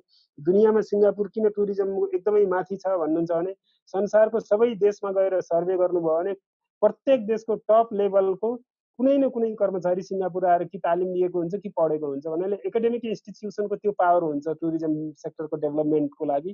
त्यसकारण हामीले अहिले पोखरा महानगरपालिकाले टुरिज्म सेक्टरलाई सपोर्ट गर्ने सब सेक्टरहरू के हुन्छ त्यसलाई कसरी स्ट्रेन्थ गर्नुपर्छ त्यो कुरामा पनि पोखरा महानगर लागिरहेको छ। र मास्टर प्लान र डाटाबेसको कुरा गर्नुभयो। अहिले महानगर हाम्रो सिटी प्लानिङ कमिसनले त्यसमा कामदेखि पोखरा एउटा आउटस्ट्यान्डिङ सिटी ग्रुपमा डेभलप होस्। अब हामी आफैले कति जान्नछौँ त्यो अब भन्न सकिँदैन। तर हामी सबै यहाँहरू सबैको सुझाव सबैजनाहरूसँग सरसल्लाह गरेर पोखरालाई उत्कृष्ट बनाउन के गर्न पर्छ त्यो सबै कुराहरूमा चाहिँ लाग्ने हाम्रो पुरा प्रयास छ। सायद मेरो डिस्कनेक्ट पनि भयो, मैले अनि ठिक छ कनेक्सनमै हुनुहुन्छ जस्तो हैन कनेक्सनमै हुनुहुन्छ कनेक्सनमै छु है। हुन्छ, यति भन्दै म पुनः सम्पूर्ण सरहरूलाई धन्यवाद भन्न चाहन्छु। आज धेरै पछि जगदीश सरलाई सुन्न पाइयो, यो सौभाग्य तपाईँहरूले मिलाइदिनु भयो, त्यसको लागि विशेष आभार व्यक्त गर्न चाहन्छु। किनभने जगदीश सरलाई जतिचोटि सुन्यो भने पनि त्यो पुग्दैन, एकदमै उहाँको प्रत्येक शब्दहरू मलाई मन्त्र जस्तो लाग्छ। सो जगदीश सरलाई पनि धेरै धन्यवाद सर। फेरि छिट्टै सरको सुन्न पाइयोस्। म सबै साथीहरूलाई हार्दिक आभार व्यक्त गर्दै पुनः सर तपाईँलाई विशेष धन्यवाद दिन चाहन्छु। अविनाशजी तपाईँलाई एकदमै उत्तरोत्तर प्रगतिको कामना गर्न चाहन्छु। विष्णु सर र हाम्रो के अरे यमुना म्याम पनि लाई सुरुमा देखिएको थियो, हुनुहुन्छ कि हुनुहुन्न, सम्पूर्ण साथीहरूलाई एकदमै हार्दिक आभार व्यक्त गर्दै म बिदा हुन्छु। हस्, नमस्कार। मेरो पनि सबैलाई धेरै धन्यवाद है, अर्गनाइज गर्नुभयो, यो अपर्च्युनिटी दिनुभयो पूर्णजी, अविनाश लगायत सबै। ल आरसीजीलाई बधाई, फेरि शुभकामना पनि बसेर कुरा गर्ने। ल केटी, सो नाइस टु सी यु। ल अविनाशजी हजुर सर।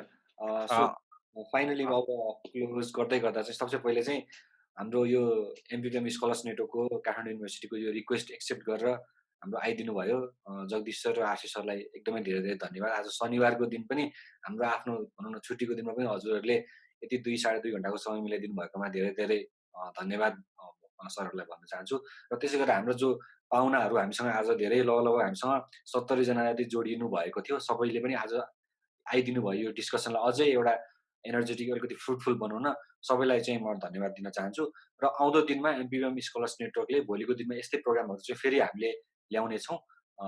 त्यति भन्दै आजको लागि चाहिँ हामी यहाँबाट बिदा हुन्छौँ। सबैजनालाई फेरि पनि धन्यवाद। सबैलाई धन्यवाद, सरहरू आउनुभयो। नमस्कार सबै सरलाई, नमस्कार नमस्कार। हाम्रो कोलाबोरेटर्सहरू चाहिँ फान, आइएम स्टडिज, एनपीआरएन सबै साथीहरूलाई पनि धन्यवाद छ। सरहरूलाई पनि धन्यवाद। Thank you so much sir.